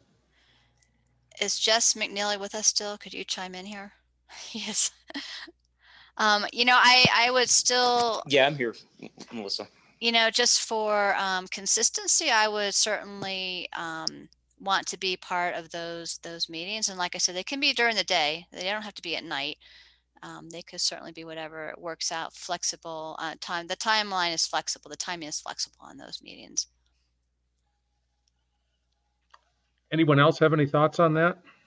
Yeah, I would be in line with Melissa's suggestion. I think that I've heard plenty about how government But that she would like someone there representing county. Yeah. I think Melissa, especially when we talk about topics like land use or design reviews, although I'm the only one on design review right now, nevertheless, I think staff, Melissa in particular, her input is very valuable. And I think the other thing, transparency is important. I'm sure the issue will come up with some people. It always does.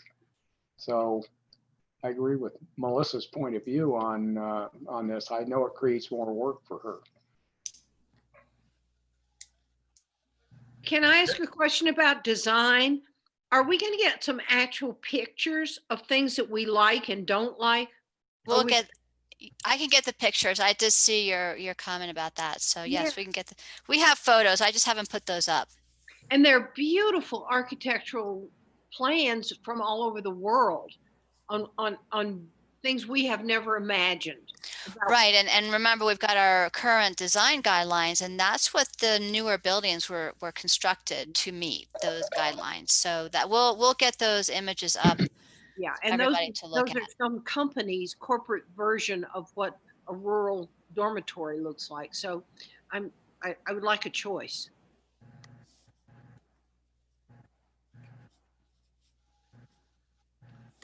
Okay. So with Okay. that said, Melissa, then it sounds like you're going to have to reach out to each of these individual committees and schedule separate meetings for each. Yes, it sounds like it.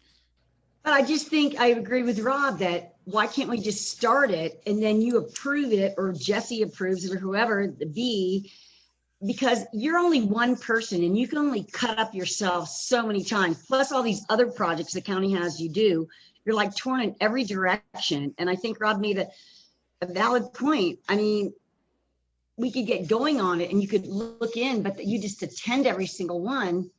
Or I don't know, do you have any other? Well, what I would recommend, I mean, look how many committees we have. Right, and what I would can we really recommend, do that? I think we can. And again, they'll be staggered because some of you are on multiple committees. And what I suggest we do is that we go ahead and schedule an initial 1-hour meeting, and they're not going to just be at night. So I think that everybody has flexibility. We can get that going and then see where it goes from there, see how it moves along. I think that that would probably be a really useful strategy to at least kick it off that way. How does that sound to everyone? Tell you what, Melissa, Melissa, you can put me down for any time, any day, whatever. I can Okay, thanks, John. accommodate everyone else on the 2 that I am signed up for, so that's easy. I can move things around. Okay. All right, so we're agreeing that we'll have at least the initial meeting with the county level support, and we're going to try to schedule to have at least one of those between now and our next scheduled meeting in December. Well, that's the question here. Do Is you that- want to have a large group meeting, or would you like to replace these smaller meetings for that? In other words, then we wouldn't meet as a large group on December 10th, but we would continue with these smaller meetings and then convene again probably in January as a large group. That's the question. Well, I like that because I'll be traveling. I think Yes. it would be beneficial. Okay. Okay, I think it'd be beneficial to have that initial 1-hour meeting, get some progress made, and then meet as a group, maybe for an abbreviated meeting, and discuss how that's working out, and whether there are things we need to share amongst ourselves as far as how that process is working. I tend to agree with Rob. Get the small group meeting started. And I'm not sure about the December 10th meeting or not, but I would leave that to others to decide. But I think get the small group meetings going. Okay. I would like to say I really like Rob's suggestion for this. I think that'll add some coherence to it all. So let me make sure I'm clear on that. So the suggestion is we'll get the small group meetings going and then see if we need to get together based on those as a larger group, but for a shorter meeting on December 10th. Is that right? You got it. Okay. All right. Well, you guys pay attention to your email. I'll be sending out notices. Thank you for everything, Melissa. Wait, we're not done yet. We're not done yet. Hanging up. Everyone for your participation. Don't hang up yet. We're not done. Oh. We're not done. One more slide. All right. Remember, we've got some public comment. Okay. And yes, absolutely. right. So, and I Thank do you. have a I have a comment from Barbara Chadwick, and this was back in regard to the when we were talking about the vision statements, and in specific about landscape design, was I'll just read this and then Barbara can type back to me. I think there were some clarifications that landscape design is getting outside of the rural character. Responsible land management is too broad. I think that we've modified that statement to be land use. We have reseeded our property after original build without high water use and only get sparse grass. So heavy water use, the point is a heavy water use is not something that Doney Park Water would agree with. And I think we did hear that from Doney Park Water, that they do have limited, I mean, they have plenty of water, but the infrastructure is limited. And then, you know, I think that an additional follow-up point was that it's hard for people to irrigate acres of land. It's just expensive. So that's just something to think about further when we get to the policies in terms of land use and dust abatement. And I hope I captured that, Barbara. There was also a comment about possibly establishing a separate Doney Park Facebook page. And I don't know that that's something that we can do. The county has a Facebook page, but to have a separate Facebook page for the Doney Park area plan is not something, I don't know if we can do that. I'll have to find out. There is an existing Doney Park Facebook page that has right. It's not county 35% operated. participation. Okay. Right. Yeah. We can I can post links on that to anything that we need. So. And I just want to mention in terms of the virtual open house, we have access to a platform that will allow a virtual open house to be conducted. You all haven't seen it yet. It's called Conveo, but we will be using that as a subscription service. And it is very easy, allows people to go in and easily make comments on documents, on storyboards, on, you know, display boards, that kind of thing. So it's not as good as in person, but we'll be using that in combination with our social distanced open house. Yeah. So I hope that answered. So with that, I guess, Rob, now, did you want to ask for public comment? Yes, we always close every meeting with an opportunity for any public comment from anyone that is still with us. And if anyone has that, please unmute yourself and share.